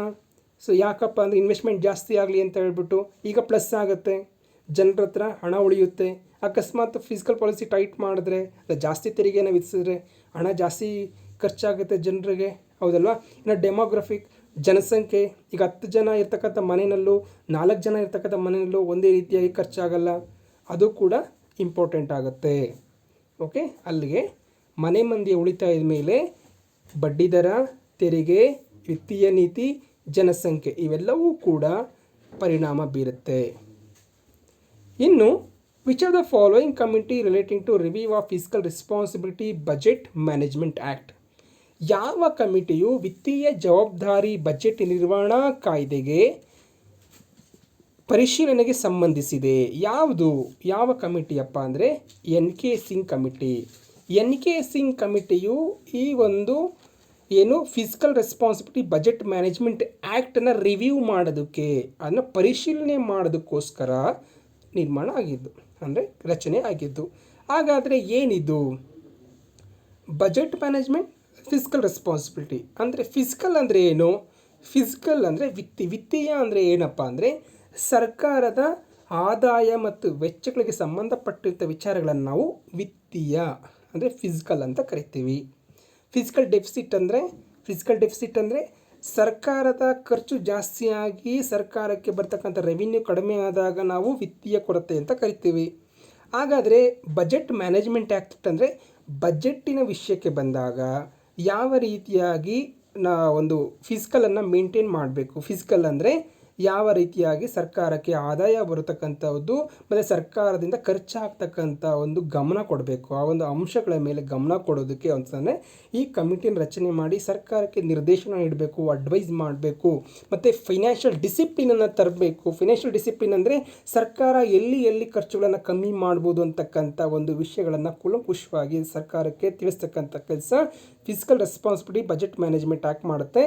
ಅದು ಏನಪ್ಪ ಅಂದರೆ ಫಿಕ್ಸ್ ಮಾಡುತ್ತೆ, ಇಷ್ಟಿಷ್ಟೇ ನೀವು ಖರ್ಚು ಮಾಡಬೇಕು, ಫಿಸಿಕಲ್ ಈ ರೀತಿಯಾಗಿ ಡೆಫಿಸಿಟ್ ಇಷ್ಟರಲ್ಲೇ ನೀವು ಮೇಂಟೈನ್ ಮಾಡಬೇಕು ಅಂತಕ್ಕಂಥ ಒಂದು ವಿಚಾರವನ್ನು ಈ ಒಂದು ಫಿಸಿಕಲ್ ರೆಸ್ಪಾನ್ಸಿಬಿಲಿಟಿ ಬಜೆಟ್ ಮ್ಯಾನೇಜ್ಮೆಂಟ್ ಹೇಳುತ್ತೆ. ಓಕೆ, ಹಾಗಾದರೆ ಪ್ರಣಬ್ ಮುಖರ್ಜಿ ಕಮಿಟಿ ಏನಪ್ಪ ಹೇಳುತ್ತೆ ಅಂದರೆ ಪ್ರಣಬ್ ಮುಖರ್ಜಿ ಕಮಿಟಿ ಯಾವಾಗ ಸ್ಥಾಪನೆ ಆಗುತ್ತಪ್ಪ ಅಂದರೆ ತೆಲಂಗಾಣ ತೆಲಂಗಾಣ ರಾಜ್ಯವನ್ನು ರಚನೆ ಮಾಡಬೇಕಾದ್ರೆ ಒಂದು ಪ್ರಣಬ್ ಮುಖರ್ಜಿ ಕಮಿಟಿಯನ್ನು UPA ಸರ್ಕಾರ ನೇಮಿಸಿರುತ್ತೆ. ಅದಾದಮೇಲೆ ಇನ್ನು SN ಕೃಷ್ಣ ನಿಮ್ಗೆ ಗೊತ್ತಿರಬೇಕು. SN ಕೃಷ್ಣ ಅನ್ನೋದು ಬರೋದಿಲ್ಲ, BN ಕೃಷ್ಣ ಕಮಿಟಿ ಬರುತ್ತೆ. SN ಕೃಷ್ಣ ಕಮಿಟಿ ಎಲ್ಲೂ ಕೂಡ ಬರೋದಿಲ್ಲ, BN ಕೃಷ್ಣ ಕಮಿಟಿ ಬರುತ್ತೆ. ಇನ್ನು NK ಸಿಂಗ್ ಕಮಿಟಿಯಲ್ಲಿ ಉಳಿದಿರ್ತಕ್ಕಂಥವ್ರು ಯಾರಪ್ಪ ಅಂದರೆ ಅದು ಉರ್ಜಿತ್ ಪಟೇಲ್ ಮತ್ತು ಅರವಿಂದ್ ಸುಬ್ರಹ್ಮಣ್ಯಂ ಅಂತಕ್ಕಂಥ ಒಂದು ಕಮಿಟಿ ನೇಮಕ ಆಗುತ್ತೆ. ಇನ್ನು SN ಕೃಷ್ಣ ಅಲ್ಲ, BN ಕೃಷ್ಣ ಕಮಿಟಿ ಮುಂದಿನ ಸ್ಲೈಡಲ್ಲಿ ಅವ್ರದ್ದು ಬರುತ್ತೆ. ಓಕೆ, ಇನ್ನು consider the following statements. Liquid part of blood is known as plasma. Okay, ರಕ್ತದಲ್ಲಿರುವ ದ್ರವ ಭಾಗವನ್ನು ಪ್ಲಾಸ್ಮಾ ಎನ್ನುವರು. Plasma is made up of water, salt and protein. ಪ್ಲಾಸ್ಮಾವು ನೀರು, ಉಪ್ಪು ಮತ್ತು ಪ್ರೋಟೀನಿಂದ ಮಾಡಲ್ಪಟ್ಟುತ್ತದೆ. ಈ ಪ್ರಶ್ನೆನ ಯಾಕೆ ಕೇಳ್ತಾ ಇದ್ದೀನಿ ಅಂದರೆ ಈಗ ಕೋವಿಡ್ ಟ್ರೀಟ್ಮೆಂಟ್ ಆಗಬೇಕಾದ್ರೆ ಪ್ಲಾಸ್ಮಾ ಥೆರಪಿ ಅಂತ ನೀವು ನೋಡಿರಬೇಕು. ಪ್ಲಾಸ್ಮಾ ಥೆರಪಿಯನ್ನು ಮಾಡೋದ್ರ ಮುಖಾಂತರ ಕೋವಿಡ್ ರೋಗಿಗಳನ್ನು ನಾವು ಅತ್ಯಂತ ಈಸಿಯಾಗಿ ಬದುಕಿಸ್ಕೋಬೋದು. ಯಾಕೆ ಸೆಕೆಂಡ್ ವೇವಲ್ಲಿ ಸಾಕಷ್ಟು ಜನ ಸಾಯ್ತಾ ಇದ್ದರು, ಆವಾಗ ಪ್ಲಾಸ್ಮಾ ಥೆರಪಿಯನ್ನು ಮಾಡಿದ್ರೆ ಜನ ಉಳ್ಕೊಳ್ತಾರೆ ಅಂತ ಹೇಳ್ಬಿಟ್ಟು ಪ್ಲಾಸ್ಮಾ ಥೆರಪಿ ತುಂಬ ಈ ನ್ಯೂಸಲ್ಲಿತ್ತು. ಅದರಿಂದ ಈ ಪ್ರಶ್ನೆ liquid part of blood is known as plasma. ರಕ್ತದಲ್ಲಿರೋ ದ್ರವ ಭಾಗವನ್ನು ಪ್ಲಾಸ್ಮಾ ಎಂದು ಕರೀತಾರೆ. ನಿಜ, ಕರೆಕ್ಟ್. ಪ್ಲಾಸ್ಮಾವು ನೀರು, ಉಪ್ಪು, ಪ್ರೋಟೀನಿಂದ ಮಾಡಲ್ಪಟ್ಟಿರ್ತದೆ. ಇದು ಕೂಡ ಸರಿ. ಆನ್ಸರ್ 1 ಮತ್ತು 2 ಸರಿಯಾಗಿದೆ. ಹಾಗಾದರೆ ಪ್ಲಾಸ್ಮಾ ಶೇಕಡ 55% ರಕ್ತದ ಭಾಗ ಪ್ಲಾಸ್ಮಾ ಆಗಿರುತ್ತೆ. ಓಕೆ, ಅದು ದ್ರವ ರೂಪದಲ್ಲಿರುತ್ತೆ. ಇದು ಏನಕ್ಕೆ ಉಪಯೋಗ ಆಗುತ್ತಪ್ಪ ಅಂದರೆ ದೇಹದಲ್ಲಿ ಪೋಷಕಾಂಶಗಳ ಒಂದು ಸಾಗಣೆ ಮಾಡೋದಕ್ಕೆ, ಮತ್ತು ಈ ವೇಸ್ಟ್ ಇರ್ತಕ್ಕಂಥ ರಕ್ತದಲ್ಲಿ ವೇಸ್ಟ್ ಇದ್ದರೆ ಅದನ್ನು ತೆಗೆದು ಹಾಕೋದಕ್ಕೆ. ಅದಾದಮೇಲೆ ಈ ರಿಕವರಿ ಆಫ್ ಇಂಜುರಿ, ಏನು ಗಾಯಗಳಾಗಿರುತ್ತೆ ಅವುಗಳನ್ನು ರಿಕವರಿ ಆಗಬೇಕು, ಗಾಯಗಳು ಮಾಗಬೇಕು, ಗಾಯಗಳು ವಾಸಿ ಆಗೋದಕ್ಕೂ ಕೂಡ ಪ್ಲಾಸ್ಮಾ ಸಾಕಷ್ಟು ಹೆಲ್ಪ್ ಮಾಡುತ್ತೆ. ಓಕೆ, ಇನ್ನು ಮುಂದಿನ ಪ್ರಶ್ನೆ. Which are the symptoms of block fungus mucormycosis? Block fungus ಅಂದರೂ ಒಂದೇ, ಮ್ಯೂಕೋರ್ಮೈಕೋಸಿಸ್ ಅಂದರೂ ಕೂಡ ಒಂದೇ. ಈ ಕಾಯಿಲೆಯ ಲಕ್ಷಣಗಳು ಏನೇನಪ್ಪ ಅಂದರೆ ಹೆಡ್ಏಕ್, ತಲೆನೋವು, ಮೂಗು ಕಟ್ಟಿರುವುದು ಮತ್ತು ಮುಖದ ಊತ. ಈ ಮೂರೂ ಕೂಡ ಸರಿಯಾಗಿದೆ. Option D is right. ನಿಮ್ಗೆ ಗೊತ್ತಿರಬೇಕು, black fungus is infection from fungus ಅಂದರೆ ಫಂಗಸ್ ಇನ್ಫೆಕ್ಷನ್ ಇದು. ಓಕೆ, ಇನ್ನು ಮುಂದಿನ ಪ್ರಶ್ನೆ ನೋಡೋಣ ಸ್ನೇಹಿತರೆ. ಮುಂದಿನ ಪ್ರಶ್ನೆ, what was the first mission of ನಾಸಾದ ಪ್ರಥಮ ಮಾನವ ಸಹಿತ ಮಿಷನ್ ಯಾವುದು? First manned mission of NASA ಅಂದರೆ ಅದು STS-1 ಅಂತಕ್ಕಂಥದ್ದು ಮೊದಲ ಒಂದು ಮಾನವ ಸಹಿತ ಮಿಷನ್ ಆಗಿದೆ. ನಮಗೆ ಗೊತ್ತಿರಬೇಕು, ಸೋವಿಯತ್ ಫಸ್ಟು ಯೂರಿ ಗಾಗರಿನ್ ಅಂತಕ್ಕಂಥವ್ರನ್ನ ವಾಸ್ಟಕ್ 1 ಅಂತಕ್ಕಂಥ ಒಂದು ನೌಕೆಯ ಮುಖಾಂತರ ಕಳಿಸ್ತಾರೆ. ಇಲ್ಲಿಗೆ ಒಂದು ಮಾನವ ಸಹಿತ ಅದು ಸ್ಪೇಸಿಗೆ ಕಳಿಸ್ತಾರೆ. ಓಕೆ, ಸ್ಪೇಸಿಗೆ ಕಳಿಸ್ತಕ್ಕಂಥದ್ದು ಫಸ್ಟ್ ಯಾರನ್ನು? ಅದು ಯೂರಿ ಗಾಗ್ರಿನ್ ಸೋವಿಯತ್, ಅದು ವೋಸ್ಟಕ್ 1 ಅಂತಕ್ಕಂಥ ಇದು. ಇನ್ನು USA ಫ್ರೀಡಮ್ 7 ಅಂತಕ್ಕಂಥ ಒಂದು ನೌಕೆಯ ಮುಖಾಂತರ ಅಲೆನ್ ಶೆಫರ್ಡ್ ಅನ್ನೋರನ್ನ ಕೂಡ ಕಳಿಸುತ್ತೆ US ನಂತರ. ಓಕೆ, ಇದು ಒಂದು ನಾಸಾದ ಪ್ರಥಮ ಸಹಿತ ಒಂದು ಮಿಷನ್ ಯಾವುದಪ್ಪ ಅಂದರೆ STS-1. STS-1 ಈಸ್ ನಾಸಾದ ಪ್ರಥಮ ಮಾನವ ಸಹಿತ ಮಿಷನ್ ಆಗಿದೆ. ಇನ್ನು at what point of the earth is there no gravity, ಯಾವ ಪಾಯಿಂಟ್ನಲ್ಲಿ ಭೂಮಿಯು ಗುರುತ್ವಾಕರ್ಷಣೆಯನ್ನು ಹೊಂದಿರುವುದಿಲ್ಲ, ಎಲ್ಲಿ, ಯಾವ ಪಾರ್ಟಲ್ಲಿ ಅಂದರೆ at the centre of earth, ಅಂದರೆ ಭೂಮಿಯ ಕೇಂದ್ರ ಭಾಗದಲ್ಲಿ. ಯಾಕಪ್ಪ ಅಂದರೆ ಈಗ ನಿಮಗೆ ಗೊತ್ತಿದೆ ಭೂಮಿಯ ರಚನೆ, ಇದು ನಾರ್ತ್, ಇದು ಸೌತ್, ಎರಡು ಭಾಗನ ಮಾಡಿದಾಗ ಭೂಮಿಯನ್ನು ಉತ್ತರ ದಕ್ಷಿಣ ಅಂತ ನಾವು ಇಟ್ಕೊಳ್ಳೋಣ. ಮಧ್ಯದಲ್ಲಿ, ಭೂಮಿಯ ಮಧ್ಯದಲ್ಲಿ ಏನಾಗಿದೆ, ಗುರುತ್ವಾಕರ್ಷಣೆ ಇರೋದಿಲ್ಲ. ಯಾಕೆ ಇರೋದಿಲ್ಲ ಅಂದರೆ ಈ ನೋಡಿ, ಉತ್ತರದಲ್ಲಿ ಮತ್ತು ದಕ್ಷಿಣದಲ್ಲಿ ವೆಯ್ಟ್ ಏನಾಗಿದೆ, ಸಮ ಆಗಿದೆ. ಉದಾಹರಣೆಗೆ ಇದು 100 kg ಇದ್ದು, ಇದು 100 kg ಇದ್ದು ಒಂದಕ್ಕೊಂದು ಒತ್ತಡದಲ್ಲಿದ್ದಾಗ, ಅಂದರೆ ಒಂದಕ್ಕೊಂದು ಫೋರ್ಸ್ಫುಲ್ಲಾಗಿ ಈಚ್ ಅದರ್, ಅಂದರೆ ಒಂದಕ್ಕೊಂದು ವಿರುದ್ಧವಾಗಿ, ಅಂದರೆ ಒಂದಕ್ಕೊಂದು ಸೆಳೆತದಲ್ಲಿದ್ದಾಗ ಏನಾಗುತ್ತೆ, ಅಲ್ಲಿ ಯಾವುದೇ ರೀತಿಯ ಗುರುತ್ವಾಕರ್ಷಣೆ ಇರೋದಿಲ್ಲ. ಅಂದರೆ ಈ ನಾರ್ತಲ್ಲಿ ಏನು, ಈ ಒಂದು ಭೂಮಿಯ ಈ ಒಂದು ಭಾಗ ಇದೆ, ಈ ಒಂದು ಭಾಗ 1 ಮತ್ತು 2 ಅಂತ ತಿಳ್ಕೊಳ್ಳೋಣ.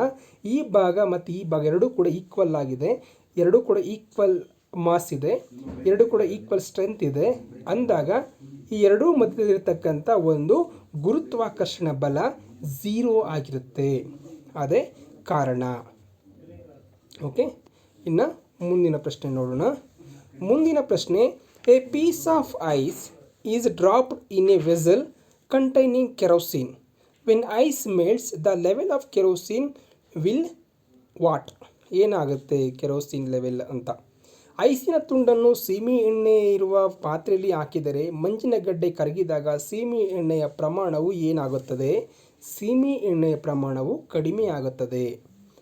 ಓಕೆ, ಅದಾದಮೇಲೆ ಮುಂದಿನ ಪ್ರಶ್ನೆ, the electric motor converts, electric motor ಯಾವುದನ್ನು ಪರಿವರ್ತಿಸುತ್ತದೆ? ಮೊದಲನೇ option mechanical energy into electrical energy. Okay, ಅದಾದಮೇಲೆ electrical energy into light energy. Okay, ಅದಾದಮೇಲೆ mechanical energy into light energy. ಅದಾದಮೇಲೆ electrical energy into mechanical energy. Electric motor ಯಾವುದನ್ನು ಪರಿವರ್ತಿಸುತ್ತಪ್ಪ ಅಂದರೆ electric ಎನರ್ಜಿಯನ್ನು mechanical ಎನರ್ಜಿಯಾಗಿ ಪರಿವರ್ತಿಸುತ್ತೆ.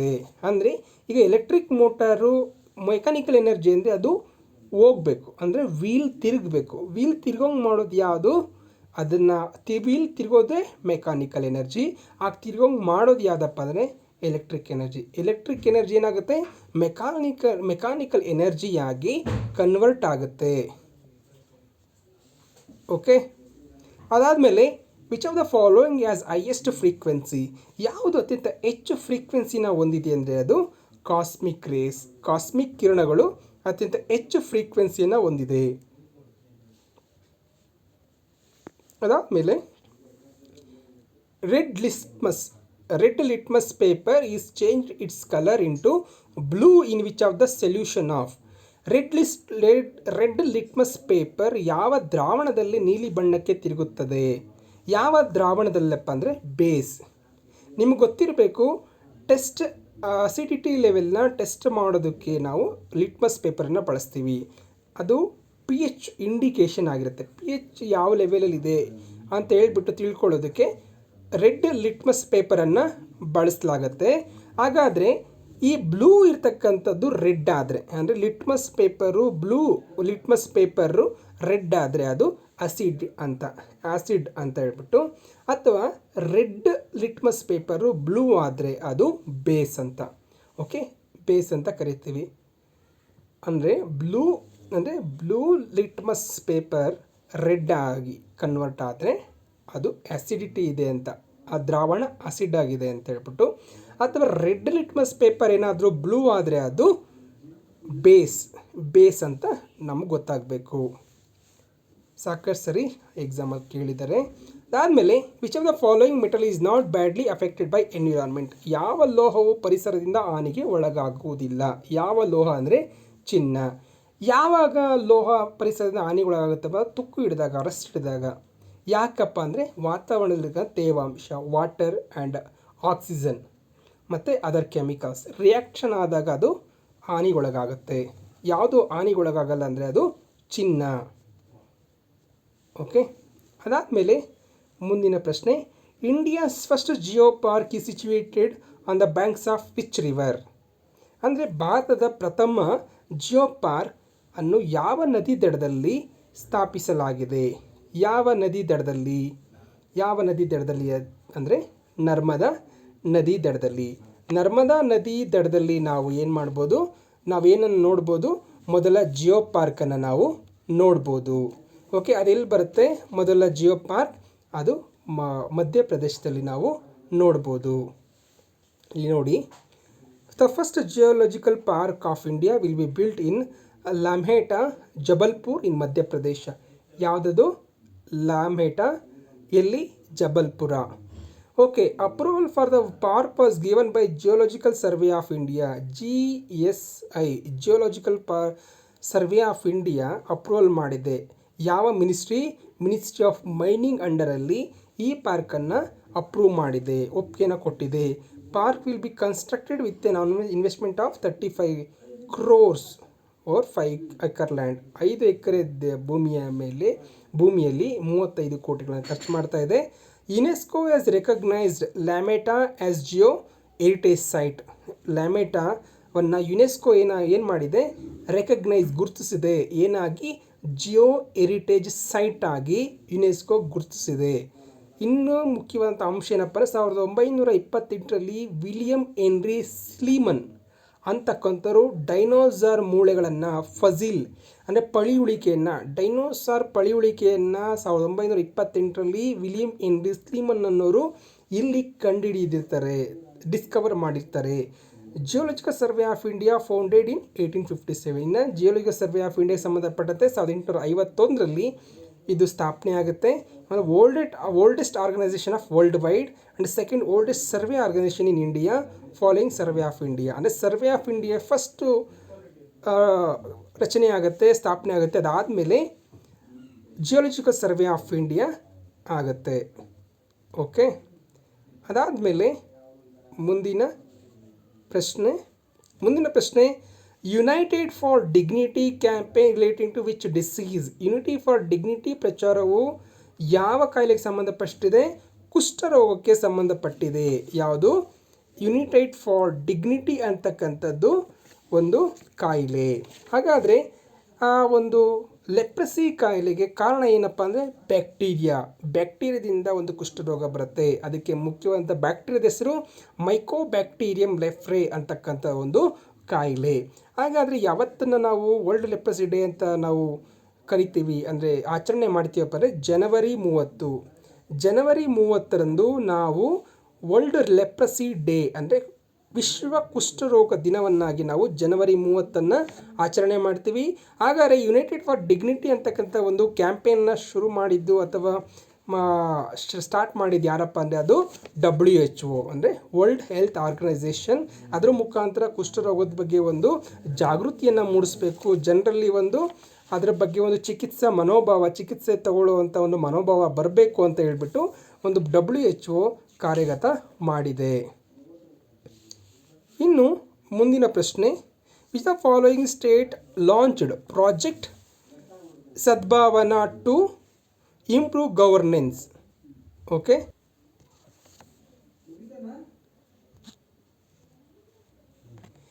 Which of the following state launched project Sadbhavana to improve governance? Project ಸದ್ಭಾವನವನ್ನು ಆಡಳಿತ ಸುಧಾರಣೆಗಾಗಿ ಯಾವ ರಾಜ್ಯವು ಪ್ರಾರಂಭಿಸಿದೆ ಅಂದರೆ ಅಸ್ಸಾಂ ಏನು ಮಾಡಿದೆ? ಒಂದು ಪ್ರಾಜೆಕ್ಟ್ ಸದ್ಭಾವನವನ್ನು ಮಾಡಿದೆ.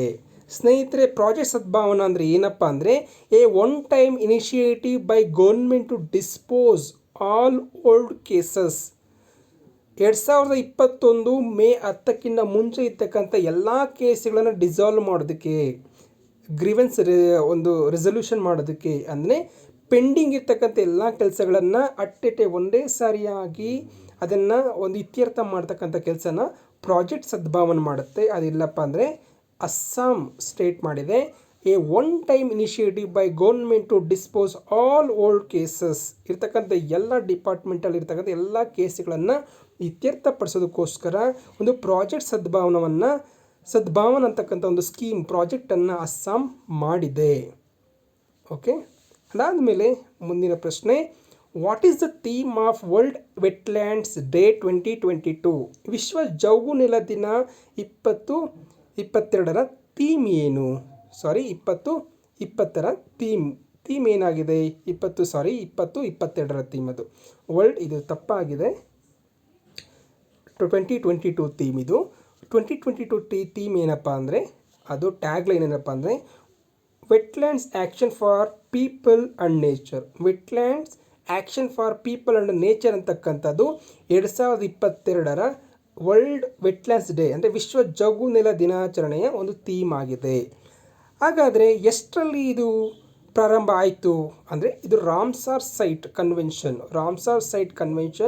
1971 ಫೆಬ್ರವರಿ 2ನೇ ತಾರೀಕು 1971 ಫೆಬ್ರವರಿ 2ನೇ ತಾರೀಕು ಕನ್ವೆನ್ಷನ್ ಆನ್ ವೆಟ್ಲ್ಯಾಂಡ್ಸ್ ಅಂತಕ್ಕಂಥ ಒಂದು ಸಭೆ ಸೇರ್ತಾರೆ. ಇಲ್ಲಪ್ಪ ಅಂದರೆ ಅದು ಇರಾನ್ನಲ್ಲಿರ್ತಕ್ಕಂಥ ರಾಮ್ಸಾರ್ ಅಂತಕ್ಕಂಥ ಒಂದು ಪ್ಲೇಸಲ್ಲಿ ಮಾಡ್ತಾರೆ. ಆವತ್ತಿನ ಒಂದು ಸವಿ ನೆನಪಿಗಾಗಿ ಏನು ಫೆಬ್ರವರಿ 2ನೇ ತಾರೀಕು ವಿಶ್ವ ಜೌಗುನೆಲ ದಿನವನ್ನಾಗಿ ಆಚರಣೆ ಮಾಡಲಾಗುತ್ತೆ. ಹಾಗೆ 2022ರಲ್ಲಿ ಯುನೈಟೆಡ್ ನೇಷನ್ಸ್ ಇಂಟರ್ನ್ಯಾಷನಲ್ ಡೇ ಆಗಿ ಇದನ್ನು ಒಂದು ಏನು ಮಾಡ್ತಾರೆ, ಘೋಷಿಸ್ತಾರೆ. ಅಂದರೆ ಇದು ಮೊದಲನೇ ಯುನೈಟೆಡ್ ನೇಷನ್ಸ್ ವಿಶ್ವಸಂಸ್ಥೆ ಇಂಟರ್ನ್ಯಾಷನಲ್ ಡೇ. ಯಾವುದಪ್ಪ ಅಂದರೆ ವರ್ಲ್ಡ್ ವೆಟ್ಲ್ಯಾಂಡ್ ಡೇ ಇದೆ. ಇವತ್ತೇ ಈ ಒಂದು ದಿನವನ್ನು ವರ್ಲ್ಡ್ ವೆಟ್ಲ್ಯಾಂಡ್ ಡೇಯನ್ನು ಯುನೈಟೆಡ್ ನೇಷನ್ಸ್ ಇಂಟರ್ನ್ಯಾಷನಲ್ ಡೇ ಅನ್ನಾಗಿ ಮೊದಲನೇ ಬಾರಿ 2022ರಲ್ಲಿ ಆಚರಣೆ ಮಾಡಿದೆ. ಅಂದರೆ ಜನರಲ್ ಅಸೆಂಬ್ಲಿ ಸಾಮಾನ್ಯ ಸಭೆ, ವಿಶ್ವಸಂಸ್ಥೆಯ ಸಾಮಾನ್ಯ ಸಭೆಯಲ್ಲಿ ಇದಕ್ಕೆ ಒಪ್ಪಿಗೆಯನ್ನು ಪಡೆದಿದ್ದಾರೆ. ಓಕೆ, ಇದರ ಧ್ಯೇಯ ವಾಕ್ಯ ಏನಪ್ಪ ಅಂದರೆ wetlands action for people and nature ಅಂತಕ್ಕಂಥದ್ದಾಗಿದೆ. ಓಕೆ, ಇನ್ನು ಮುಂದಿನ ಸ್ಲೈಡ್ಗೆ ಹೋಗೋಣ. ಮುಂದಿನ slide, Khijadia wildlife sanctuary. Khijadia wildlife sanctuary ಎಲ್ಲಿ ಕಂಡುಬರುತ್ತೆ? ಗುಜರಾತಲ್ಲಿ ಕಂಡುಬರುತ್ತೆ. ಹಾಗಾದರೆ ಬಕೀರಾ ವೈಲ್ಡ್ ಲೈಫ್ ಸ್ಯಾಂಚುರಿ ಎಲ್ಲಿ ಕಂಡುಬರುತ್ತೆ? ಬಕೀರಾ ವೈಲ್ಡ್ ಲೈಫ್ ಸ್ಯಾಂಚುರಿ ಎಲ್ಲಿ ಕಂಡುಬರುತ್ತೆ? ಯು ಪಿಯಲ್ಲಿ ಕಂಡುಬರುತ್ತೆ. ಯು ಪಿ ಅಂದರೆ ಉತ್ತರ ಪ್ರದೇಶ್. ಓಕೆ, ಇದು ಕೂಡ Ramsar site on world wetlands day 2022ನಲ್ಲಿ ಒಂದು ಯು ಪಿಯ ಒಂದು ಬಕೀರಾ ವೈಲ್ಡ್ ಲೈಫ್ ಸ್ಯಾಂಚುರಿಯನ್ನು ನಾವು ಒಂದು ವೆಟ್ಲ್ಯಾಂಡ್ ಅಂತ ಹೇಳ್ಬಿಟ್ಟು ಒಂದು ಯುನೆಸ್ಕೋ ಪಟ್ಟಿಗೆ ರಾಮ್ಸಾರ್ ಪಟ್ಟಿಗೆ ಸೇರಿಸಲಾಗಿದೆ. ಯಾವುದನ್ನು? ಕಿಜಾದಿಯಾ ವನ್ಯಜೀವಿ ಅಭಯಾರಣ್ಯವನ್ನು ಒಂದು ರಾಮ್ಸಾರ್ ಸೈಟ್ ಆಗಿ ಘೋಷಣೆ ಮಾಡಲಾಗಿದೆ. ಹಾಗಾದರೆ ಕಿಜಾದಿಯಾ ವೈಲ್ಡ್ ಲೈಫ್ ಸ್ಯಾಂಚುರಿ ಎಲ್ಲಿ ಕಂಡುಬರುತ್ತೆ? ಅದು ಗಲ್ಫ್ ಆಫ್ ಕಚ್ಚಲ್ಲಿ. ಇದು ಫ್ರೆಶ್ ವಾಟರ್ ವೆಟ್ಲ್ಯಾಂಡ್ ಆಗಿದೆ. ಇದು ರಾಮ್ಸಾರ್ ಟ್ಯಾಗನ್ನು ಪಡೆದಿದೆ. ಕಿಜಾದಿಯನ್ನು ರಾಮ್ಸಾರ್ ಒಂದು ಟ್ಯಾಗನ್ನು ಪಡೆದಿದೆ. ಬಕೀರಾ ವೈಲ್ಡ್ ಲೈಫ್ ಸ್ಯಾಂಚುರಿಯನ್ನು ಕೂಡ ಒಂದು ರಾಮ್ಸಾರ್ ಸೈಟ್ ಎಂದು ಘೋಷಣೆ ಮಾಡಿದೆ. ಜೊತೆಗೆ ನಿಮ್ಗೆ ಗೊತ್ತಿರಬೇಕು, ಕಿಜಾದಿಯಾ ವೈಲ್ಡ್ ಲೈಫ್ ಸ್ಯಾಂಚುರಿ ಗುಜರಾತಲ್ಲಿರೋದು. ಇದು ಮರೈನ್ ನ್ಯಾಷನಲ್ ಪಾರ್ಕಿನ ಒಂದು ಭಾಗ ಆಗಿದೆ. ಮರೈನ್ ನ್ಯಾಷನಲ್ ಪಾರ್ಕಿನ ಒಂದು ಭಾಗ ಯಾವುದಪ್ಪ ಅಂದರೆ ಕಿಜಾದಿಯಾ ವೈಲ್ಡ್ ಲೈಫ್ ಸ್ಯಾಂಚುರಿ. ಇವೆರಡೂ ಕೂಡ ರಾಮ್ಸಾರ್ ಸೈಟ್ಗೆ ಒಂದು ಪಟ್ಟಿಯಲ್ಲಿ ಸೇರಿದೆ. ಎರಡೂ ಕೂಡ ಪ್ರಶ್ನೆಯಲ್ಲಿ ಬರೋ ಸಾಧ್ಯತೆ ಜಾಸ್ತಿ ಇದೆ. ಇನ್ನು which of the following institute releases the India press freedom report 2021? ಯಾವ ಸಂಸ್ಥೆಯು ಭಾರತೀಯ ಪತ್ರಿಕಾ ಸ್ವಾತಂತ್ರ್ಯ ವರದಿ 2021 ಬಿಡುಗಡೆ ಮಾಡಿದೆ? ಯಾವುದಂದರೆ rights and risk analysis group ಅನ್ನೋದು ಏನು ಭಾರತದಲ್ಲಿ ಪತ್ರಿಕಾ ಸ್ವಾತಂತ್ರ್ಯದ ಒಂದು ಏನು ನಡೀತಾ ಇದೆ, ಯಾವ ರೀತಿಯಾಗಿ ಜರ್ನಲಿಸ್ಟ್ಗಳ ಮೇಲೆ ಅಟ್ಯಾಕ್ ಆಗ್ತಾ ಇದೆ, ಜಮ್ಮು ಆ್ಯಂಡ್ ಕಾಶ್ಮೀರದಲ್ಲಿ ಯಾವ ರೀತಿಯಾಗಿ ಪತ್ರಿಕಾರ್ತರಿಗೆ ಒಂದು ಥ್ರೆಟ್ ಇದೆ, ಅದಾದಮೇಲೆ ದೇಶದ ವಿವಿಧ ಭಾಗಗಳಲ್ಲಿ ಎಷ್ಟು ಜನ ಜರ್ನಲಿಸ್ಟ್ಗಳು ತೊಂದರೆಗೀಡಾಗಿದ್ದಾರೆ ಅನ್ನೋದ್ರ ಬಗ್ಗೆ ಡೀಟೇಲ್ ಅನಾಲಿಸಿಸನ್ನು ಯಾರು ಕೊಟ್ಟಿದ್ದಾರಪ್ಪ ಅಂದರೆ rights and risk analysis group ಅವರು India press freedom report 2020 release ಮಾಡಿದ್ದಾರೆ. ಇನ್ನು ಮುಂದಿನ ಪ್ರಶ್ನೆ, ಇದು ತುಂಬ ಇಂಪಾರ್ಟೆಂಟ್ ಪ್ರಶ್ನೆ ಸ್ನೇಹಿತರೆ. ಯಾಕಪ್ಪ ಅಂದರೆ ಕೇಳೋ ಚಾನ್ಸಸ್ ಜಾಸ್ತಿ ಇದೆ. Statue of equality at Hyderabad is associated with which ಭಕ್ತಿ ಸೇಂಟ್? ಹೈದರಾಬಾದಿನ ಸಮಾನತೆಯ ಪ್ರತಿಮೆಯು ಯಾವ ಭಕ್ತಿ ಸಂತನಿಗೆ ಸಂಬಂಧಿಸಿದೆ? ಯಾವ ಭಕ್ತಿ ಪಂಥನಿಗೆ ಸೇರಿದೆಯಪ್ಪ ಅಂದರೆ ಅದು ರಾಮಾನುಜಾಚಾರ್ಯರಿಗೆ ಸೇರಿವೆ. ನಿಮಗೆ ಗೊತ್ತಿರಬೇಕು, ರಾಮಾನುಜಾಚಾರ್ಯರು ಒಂದು ವಿಶಿಷ್ಟಾದ್ವೈತವನ್ನು ಪ್ರಚಾರ ಮಾಡ್ತಕ್ಕಂಥದ್ದು, ವಿಶಿಷ್ಟಾದ್ವೈತವನ್ನು ತರ್ತಾರೆ. ಅದಾದಮೇಲೆ ಶಂಕರಾಚಾರ್ಯರು ಅದ್ವೈತ, ಕಬೀರ್ ದಾಸರು ಅವರು ಕೂಡ ಸಂತರು, ಸಂತ ಕಬೀರ ಅಂತಲೇ ಕರಿತೀವಿ. ಇವ್ರಿಗೆ ಯಾರ ಪ್ರಭಾವ ಆಗಿತ್ತಪ್ಪ ಅಂದರೆ ರಮಾನಂದರ ಪ್ರಭಾವ ಆಗಿರುತ್ತೆ. ಹಾಗಾದರೆ ಕಬೀರ್ ದಾಸರು ಯಾರ ಮೇಲೆ ಪ್ರಭಾವ ಬೀರಿರ್ತಾರಪ್ಪ ಅಂದರೆ ಅದು ಗುರು ನಾನಕ್ ಮೇಲೆ ಮತ್ತು ರವೀಂದ್ರನಾಥ ಟಾಗೋರರ ಮೇಲೆ ಕಬೀರ್ ದಾಸರು ಪ್ರಭಾವವನ್ನು ಬೀರಿರ್ತಾರೆ. ಅದಾದಮೇಲೆ ಒಂದು ಗುರು ಗ್ರಂಥ ಸಾಹೇಬಲ್ಲಿ ಕಬೀರ್ ದಾಸರ ಸಾಕಷ್ಟು ಒಂದು ಸಿದ್ಧಾಂತಗಳು ಅಂದರೆ ಅವ್ರು ಹೇಳ್ತಕ್ಕಂಥ ಒಂದು ಉಪದೇಶಗಳು ಗುರು ಗ್ರಂಥ ಸಾಹೇಬಲ್ಲಿ ನಾವು ನೋಡ್ಬೋದು. ಓಕೆನಾ. ಅದಾದಮೇಲೆ ರಾಮಕೃಷ್ಣ ಪರಮಹಂಸರು ನಿಮಗೆಲ್ಲ ಗೊತ್ತಿದೆ, ವಿವೇಕಾನಂದರಿಗೆ ಮೇಲೆ ಪ್ರಭಾವ ಬೀರಿರ್ತಕ್ಕಂಥವ್ರು ಯಾರು? ರಾಮಕೃಷ್ಣ ಪರಮಹಂಸರು. ಧಾರ್ಮಿಕವಾಗಿ ಸಾಮಾಜಿಕವಾಗಿ ಸಾಕಷ್ಟು ಕಾರ್ಯಗಳಲ್ಲಿ ರಾಮಕೃಷ್ಣ ಪರಮಹಂಸರು ತೊಡಗೊಳ್ತಾರೆ. ಅವರ ಶಿಷ್ಯರಾದಂಥ ವಿವೇಕಾನಂದರು ಕೂಡ. ಇನ್ನು ಮುಂದಿನ ಪ್ರಶ್ನೆ, what is the venue of Nehru trophy boat race in 2022? 2022 ಸಾಲಿನ ನೆಹರು ಬೋಟ್ ರೇಸ್ನನ್ನು ಎಲ್ಲಿ ಏರ್ಪಡಿಸಲಾಗಿದೆ? UAEನಲ್ಲಿ ಏರ್ಪಡಿಸಲಾಗಿದೆ. ಹಾಗಾದರೆ ನೆಹರು ಟ್ರೋಫಿ ಬೋಟನ್ನು ಎಲ್ಲಿ ಭಾರತದಲ್ಲಿ ಮಾಡ್ತಿದ್ರು? ಅದು ಕೇರಳದಲ್ಲಿ ವೆಲ್ಲಂ ಕೋಲಿ ಅಂತ ಹೇಳ್ಬಿಟ್ಟು ಮಾಡ್ತಾರೆ. ಅದನ್ನು ಸ್ನೇಕ್ ಬೋಟ್ ರೇಸ್ ಅಂತಲೂ ಕರೀತಾರೆ. ಅದನ್ನು ಮಲಯಾಳಮಲ್ಲಿ ವಲ್ಲಂ ಕೋಲಿ ಅಂತಲೂ ಕರೀತಾರೆ. ಇದು ಪುನ್ನಮಾಡ ಅಂತಕ್ಕಂಥ ಲೇಕ್, ಅಲ್ಲಪೂಜನಲ್ಲಿರ್ತಕ್ಕಂಥ ಪುನ್ನಮಾಡ ಲೇಕ್ ಅಂದರೆ ಪುನ್ನಮಾಡ ಸರೋವರದಲ್ಲಿ ನಾವು ಈ ಒಂದು ನೆಹರು ಒಂದು ಟ್ರೋಫಿ ಬೋಟ್ ರೇಸನ್ನು ಅಥವಾ ಸ್ನೇಕ್ ಬೋಟ್ ರೇಸನ್ನು ಅಥವಾ ವೆಲ್ಲಂ ಕೋಲಿಯನ್ನು ನಾವು ನೋಡ್ಬೋದು. ಯಾಕೆ ಹೆಸರು ಸ್ನೇಕ್ ಬೋಟ್ ಅಂದರೆ, ಸ್ನೇಕ್ ಅಂದರೆ ಬೋಟಿನ ಮುಂಭಾಗ ಒಂದು ಹಾವಿನ ರೀತಿಯಾಗಿ ಶೇಪನ್ನು ಮಾಡಿರ್ತಾರೆ. ಓಕೆ, ಬೋಟಿನ ಮುಂಭಾಗ ಹಾವಿನ ಥರ ಶೇಪ್ ಮಾಡಿರ್ತಾರೆ. ಅದರಿಂದ ಅದನ್ನು ಸ್ನೇಕ್ ಬೋಟ್ ರೇಸ್ ಅಂತ ಕರೀತಾರೆ. ಅದನ್ನು ಮಲಯಾಳಮಲ್ಲಿ ವಲ್ಲಂ ಕೋಳಿ ಅಂತ ಹೇಳ್ಬಿಟ್ಟು ಕರೀತಾರೆ. ಇನ್ನು ಮುಂದಿನ ಪ್ರಶ್ನೆ, Lakadong turmeric can be found in which forest? Lakadong ಅರಿಶಿಣ ಯಾವ ಕಾಡಿನಲ್ಲಿ ಕಂಡುಬರುತ್ತಪ್ಪ ಅಂದರೆ ಅದು ಜೈಂತಿಯಾ ಒಂದು ಇದರಲ್ಲಿ ನಾವು ನೋಡ್ಬೋದು. ಜೈಂತಿಯಾ ಅಂತಕ್ಕಂಥ ಒಂದು ಕಾಡುಗಳಲ್ಲಿ ನಾವು ನೋಡ್ಬೋದು, ಬೆಟ್ಟಗಳಲ್ಲಿ ನಾವು ನೋಡ್ಬೋದು. ಹಾಗಾದರೆ ಜೈಂತಿಯಾ ಎಲ್ಲಿ ಕಂಡುಬರುತ್ತೆ? ಜೈಂತಿಯಾ ಮೇಘಾಲಯದಲ್ಲಿರ್ತಕ್ಕಂಥ ಒಂದು ಬೆಟ್ಟಗಳು. ಗ್ಯಾರೋ, ಕಾಜಿ, ಜೈಂತಿಯಾ ಬೆಟ್ಟಗಳು ಎಲ್ಲಿ ಕಂಡುಬರ್ತವೆ? ಅದು ಮೇಘಾಲಯದಲ್ಲಿ. ಹಾಗಾದರೆ ಈ ಒಂದು ಲಕಾಡಾಂಗ್ ಟರ್ಮೆರಿಕ್ ಅಂತಕ್ಕಂಥ ಒಂದು ಅರಿಶಿಣ ಎಲ್ಲಿ?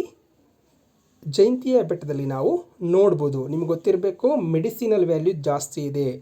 ಯಾಕೆ? ಟರ್ಮೆರಿಕ್ಗೆ. ನಮ್ಮ ಒಂದು ಭಾರತೀಯ ಸಂಸ್ಕೃತಿ, ಭಾರತದ ಆಹಾರದ ಒಂದು ಬಳಕೆಯಲ್ಲಿ, ಆಹಾರದ ಒಂದು ತಯಾರು ಮಾಡೋದ್ರಲ್ಲಿ ಅರಿಶಿಣ ತುಂಬ ಮುಖ್ಯ ಆಗಿರುತ್ತೆ. ನಾವು ಕಲ್ಚರಲ್ ಆಗಿ, ಸ್ಪಿರಿಚುವಲ್ ಆಗಿ ಕೂಡ ಅರಿಶಿಣವನ್ನು ಬಳಸ್ತೀವಿ. ಜೊತೆಗೆ ಊಟದಲ್ಲೂ ಕೂಡ ನಾವು ಅರಿಶಿಣನ ಬಳಸ್ತೀವಿ. ಅದರಿಂದ ಈ ಪ್ರಶ್ನೆ ಕೇಳೋ ಸಾಧ್ಯತೆ ಜಾಸ್ತಿ ಇರುತ್ತೆ. ಇನ್ನು ಮುಂದಿನ ಪ್ರಶ್ನೆ, what is the aim of intensified mission Indradhanush IMI-4ನ ಗುರಿ ಏನು? ಹಾಗಾದರೆ ಈ ಇಂಟೆನ್ಸಿಫೈಡ್ ಮಿಷನ್ ಇಂದ್ರಧನುಷ್ 2017ರಲ್ಲಿ ಲಾಂಚ್ ಆಗುತ್ತೆ. ಇಂಟೆನ್ಸಿಫೈಡ್ ಮಿಷನ್ IMI ಏನು 2017ರಲ್ಲಿ ಲಾಂಚ್ ಆದರೆ, ಬರೀ ಮಿಷನ್ ಇಂದ್ರಧನುಷ್ MI ಯಾವಾಗ ಲಾಂಚ್ ಆಗುತ್ತೆ? 2015ರಲ್ಲಿ. ಈ ಒಂದು ಇಂಟೆನ್ಸಿಫೈಡ್ ಮಿಷನ್ ಇಂದ್ರಧನುಷ್ನ ಉದ್ದೇಶ ಯೂನಿವರ್ಸಲ್ ಇಮ್ಯುನೈಸೇಷನ್ ಮಾಡೋದು. ಅಂದರೆ 2017ರಲ್ಲಿ ಇದು ಲಾಂಚ್ ಆಗುತ್ತೆ. 2017ರಲ್ಲಿ ಇಂಟೆನ್ಸಿಫೈಡ್ ಮಿಷನ್ ಇಂದ್ರಧನುಷ್ ಆದರೆ, ಬರೀ ಮಿಷನ್ ಇಂದ್ರಧನುಷ್ ಆಗೋದು ಎಲ್ಲಿ? 2015ರಲ್ಲಿ. ಇಂಟೆನ್ಸಿಫೈಡ್ ಮಿಷನ್ ಇಂದ್ರಧನುಷ್ ಆಗೋದು 2017ರಲ್ಲಿ. ಇದರ ಗುರಿ ಯೂನಿವರ್ಸಲ್ ಇಮ್ಯುನೈಸೇಷನ್ ಮಾಡ್ತಕ್ಕಂಥ ಸಾಮೂಹಿಕ ಪ್ರತಿರಕ್ಷಣೆಯನ್ನು ಕೈಗೊಳ್ಳೋದು. ಓಕೆ, ಅದಾದಮೇಲೆ ಮುಂದಿನ ಪ್ರಶ್ನೆ, who among the following is known as the Kabir of Kannada. ಇದು ಕೂಡ ಕರೆಂಟ್ ಅಫೇರ್ಸ್ ಸಂಬಂಧಪಟ್ಟಿದ್ದು. ಇಬ್ರಾಹಿಂ ಸುತಾರ್ ಅಂತಕ್ಕಂಥವ್ರನ್ನ ಕನ್ನಡದ ಕಬೀರ ಅಂತ ಹೇಳ್ಬಿಟ್ಟು ಕರೀತಾರೆ. ಇದು ಕೂಡ ಎಕ್ಸಾಮಲ್ಲಿ ಕೇಳೋ ಸಾಧ್ಯತೆ ಇದೆ, ಯಾಕಂದರೆ ಕರ್ನಾಟಕದ ಕರೆಂಟ್ ಅಫೇರ್ಸ್ ಸಂಬಂಧಪಟ್ಟಿದ್ದು. ಇನ್ನು Kanchoth festival of Jammu and Kashmir is associated with god. ಅಂದರೆ ಜಮ್ಮು ಮತ್ತು ಕಾಶ್ಮೀರದ ಕಾಂಚೋತ್ ಉತ್ಸವವು ಯಾವ ದೇವರಿಗೆ ಸಂಬಂಧಪಟ್ಟಿದೆಯಪ್ಪ ಅಂದರೆ ಅದು ಶಿವನಿಗೆ ಸಂಬಂಧಪಟ್ಟಿದ್ದು. ಇದನ್ನು ನಾನು ನೇರವಾಗಿ ಕ್ವಶನನ್ನು ಸ್ವಲ್ಪ ಟಿಪಿಕಲ್ ಅಂದರೆ ಸ್ವಲ್ಪ ವ್ಯತ್ಯಾಸ ಮಾಡಿದ್ದೀನಿ. ಯಾಕಪ್ಪ ಅಂದರೆ ಇದು ಸಾಮಾನ್ಯವಾಗಿ ಕಾಂಚೋತ್ ಫೆಸ್ಟಿವಲ್ ಯಾವ ರಾಜ್ಯಕ್ಕೆ ಸಂಬಂಧಪಟ್ಟಿದ್ದು ಅಂತ ಎಲ್ಲರೂ ಕೇಳ್ತಾರೆ ಕ್ವಶನ್ನು. ಆದರೆ ಅದು ಯಾವ ದೇವ್ರಿಗೆ ಸಂಬಂಧಪಟ್ಟಿದ್ದು ಅಂತ ಕ್ವಶನ್ ಕೇಳೋ ಸಂಖ್ಯೆ ಹೊರಗಡೆ ಕಮ್ಮಿ ಇರುತ್ತೆ. ಅದರಿಂದ ನಾನು ಸ್ವಲ್ಪ ಟಾಪಿಕನ್ನು ಯಾವ ದೇವರು ಅಂತ ಹೇಳ್ಬಿಟ್ಟು ಕೇಳಿದ್ದೀನಿ. ಇದು ಶಿವನಿಗೆ ಸಂಬಂಧಪಟ್ಟಿದ್ದು. ಇದನ್ನು ನಾಗ ಫಾಲೋಯರ್ಸ್ ಅಂದರೆ ನಾಗನ ಉಪಾಸನೆ ಮಾಡ್ತಕ್ಕಂಥದ್ದು, ನಾಗನ ಒಂದು ಪೂಜೆ ಮಾಡ್ತಕ್ಕಂಥವ್ರು ಈ ಒಂದು ಕಾಂಚೋತ್ ಫೆಸ್ಟಿವಲನ್ನು, ಕಾಂಚೋತ್ ಉತ್ಸವವನ್ನು ಜಮ್ಮು ಆ್ಯಂಡ್ ಕಾಶ್ಮೀರದಲ್ಲಿ ಮಾಡ್ತಾರೆ. ಇದು ಶುಕ್ಲ ಪಕ್ಷದಲ್ಲಿ ಮಾಡ್ತಾರೆ. ಯಾವ ಮಾಸ ಅಂದರೆ ಮಾಘ ಮಾಸ. ಮಾಘ ಮಾಸ ಶುಕ್ಲ ಪಕ್ಷದಲ್ಲಿ ಒಂದು ಕಾಂಚೋತ್ ಉತ್ಸವವನ್ನು ಮಾಡಲಾಗುತ್ತೆ.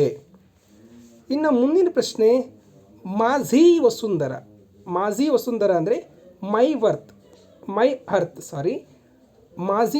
ಅಂದರೆ my earth is an initiative of Maharashtra as it is associated with dash. ಅಂದರೆ ಮಜಿ ವಸುಂಧರವು ಮಹಾರಾಷ್ಟ್ರದ ಕಾರ್ಯಕ್ರಮ ಆಗಿದೆ. ಹಾಗಾದರೆ ಅದು ಯಾವುದ್ರ ಬಗ್ಗೆ ಸಂಬಂಧಪಟ್ಟಿದೆಯಪ್ಪ ಅಂದರೆ to spread awareness about climate change. ವಾತಾವರಣದ ಬದಲಾವಣೆಯ ಬಗ್ಗೆ ಒಂದು ಜಾಗೃತಿಯನ್ನು ಮೂಡಿಸ್ತಕ್ಕಂಥದ್ದು ಮಾಝಿ ವಸುಂಧರ ಎಂತಕ್ಕಂಥ ಒಂದು ಕಾರ್ಯಕ್ರಮದ ಒಂದು ಉದ್ದೇಶವಾಗಿದೆ. ಓಕೆ, ಅದಾದಮೇಲೆ ಮುಂದಿಂದು ಹೂ among the following issuing sovereign gold bond. Sovereign ಅಂದರೆ ಸಾರ್ವಭೌಮ ಚಿನ್ನದ ಬಾಂಡನ್ನು ಯಾರು ವಿತರಿಸ್ತಾರೆ? RBI, reserve bank of India ಈ ಒಂದು ಸಾರ್ವಭೌಮ ಚಿನ್ನದ ಬಾಂಡನ್ನು ವಿತರಿಸ್ತಾರೆ. ನೀವು ಕನ್ಫ್ಯೂಸ್ ಆಗಬಾರ್ದು ಸೆಬಿನಾ ಅಂತ. SEBI only securities. ನಿಮಗೆ ಕನ್ಫ್ಯೂಸ್ ಆಗಲಿ ಅಂತಲೇ ನಾನು ಸೆಬಿನೂ ಹಾಕಿದ್ದೀನಿ, RBI ಹಾಕಿದ್ದೀನಿ, ಈಗ SBI ಸ್ಟೇಟ್ ಬ್ಯಾಂಕ್ ಆಫ್ ಇಂಡಿಯಾನೂ ಹಾಕಿದ್ದೀನಿ. ನಿಮಗೂ ಎಕ್ಸಾಂಪಲ್ ಇದೇ ಥರ ಹತ್ತಿರವಾಗಿ ಪ್ರಶ್ನೆ ಕೇಳ್ತಾರೆ. ನಿಮಗೆ ಗೊತ್ತಿರಬೇಕು, ಸಾರ್ವಭೌಮ ಚಿನ್ನದ ಬಾಂಡ್ ಅಂದರೆ ಸಾವರಿನ್ ಗೋಲ್ಡ್ ಬಾಂಡನ್ನು RBI ಏನು ಮಾಡುತ್ತೆ? ವಿತರಿಸ್ತಾರೆ. ಓಕೆ, ಅದಾದಮೇಲೆ Proxima D was in news recently. Proxima D ಇತ್ತೀಚೆಗೆ ಸುದ್ದಿಯಲ್ಲಿದೆ. ಹಾಗಾದರೆ ಅದೇನು? ಅದು ಎಕ್ಸೋಪ್ಲಾನೆಟ್ ಅಂದರೆ ಬಾಹ್ಯಗ್ರಹ. ಯಾವುದು? Proxima D was in news recently. It is exoplanet ಅಂದರೆ ಬಾಹ್ಯಗ್ರಹ ಅಂದರೆ ನಮ್ಮ ಒಂದು ನಮ್ಮದು ಸೂರ್ಯನ ಒಂದು ಮಂಡಲ ಇದೆ, ನಮ್ಮ ಒಂದು ಸೂರ್ಯನಿಗೆ ಸಂಬಂಧಪಡದೇ ಬೇರೆ ಒಂದು ಇದಕ್ಕೆ ಸಂಬಂಧಪಟ್ಟಿದ್ದದು ಅಂದರೆ ಸೌರಮಂಡಲ. ಅಂದರೆ ನಮ್ಮದು ಏನು ಸೌರಮಂಡಲ ಇದೆ ಅದನ್ನು ಬಿಟ್ಟು ಬೇರೆ ಇದರಲ್ಲಿ ಇರ್ತಕ್ಕಂಥ ಒಂದು ಎಕ್ಸೋಪ್ಲಾನೆಟ್ ಅಂದರೆ ಬೇರೆ ನಕ್ಷತ್ರವನ್ನು ಸುತ್ತಾಗ್ತಾ ಇರುತ್ತೆ. ಯಾವುದದು? ಬೇರೆ ಪ್ಲಾನೆಟ್. ಅದನ್ನು ಬಾಹ್ಯಗ್ರಹ ಅಂತ ನಾವು ಕರಿತೀವಿ. ಓಕೆ, ಅದು ಎಕ್ಸೋಪ್ಲಾನೆಟ್. ಪ್ರಾಕ್ಸಿಮಾ ಡಿ ಅಂತಕ್ಕಂಥದ್ದು ಎಕ್ಸೋಪ್ಲಾನೆಟ್. ಇದು ತುಂಬ ಸ್ಮಾಲೆಸ್ಟ್ ಆ್ಯಂಡ್ ಲೈಟೆಸ್ಟ್ ಪ್ಲಾನೆಟ್. ಅಂದರೆ ಇದುವರೆಗೂ ನಾವು ಕೊಂಡಿರ್ತಕ್ಕಂಥ ಒಂದು ಗ್ರಹಗಳಲ್ಲಿ, ಎಕ್ಸೋಪ್ಲಾನೆಟ್ಗಳಲ್ಲಿ ಇದೊಂದು ತುಂಬ ಸ್ಮಾಲೆಸ್ಟ್, ತುಂಬ ಅತ್ಯಂತ ಚಿಕ್ಕದಾಗಿರ್ತದೆ ಮತ್ತು ಅತ್ಯಂತ ಹಗುರವಾಗಿದೆ, ಲೈಟೆಸ್ಟ್ ಪ್ಲಾನೆಟ್ ಅಂತಲೇ ನಾವು ಪ್ರಾಕ್ಸಿಮಾ ಡಿಯನ್ನು ನಾವು ಕರಿಬೋದು. ಇನ್ನು ಎಲ್ರಿಗೂ ಧನ್ಯವಾದಗಳು ಈ ವಿಡಿಯೋನ ನೋಡೋದಕ್ಕೆ. ಲೈಕ್ ಮಾಡಿ, ಶೇರ್ ಮಾಡಿ, ಸಬ್ಸ್ಕ್ರೈಬ್ ಮಾಡಿ. ಇದು ಪ್ಲಸ್ ಅಕಾಡೆಮಿ ಚಾನೆಲ್. ಓಕೆ, ನಾವು ಪ್ರತಿ ವಾರನೂ ಕೂಡ ಮಾಕ್ ಟೆಸ್ಟನ್ನು ಆಫ್ಲೈನಲ್ಲಿ ಕೊಡಲಾಗ್ತಾ ಇದೆ. ನೀವು ಕೂಡ ಇಂಟ್ರೆಸ್ಟ್ ಇದ್ದರೆ, ಆಸಕ್ತಿ ಇದ್ದರೆ ನೀವು ಕೂಡ ಜಾಯಿನ್ ಆಗ್ಬೋದು.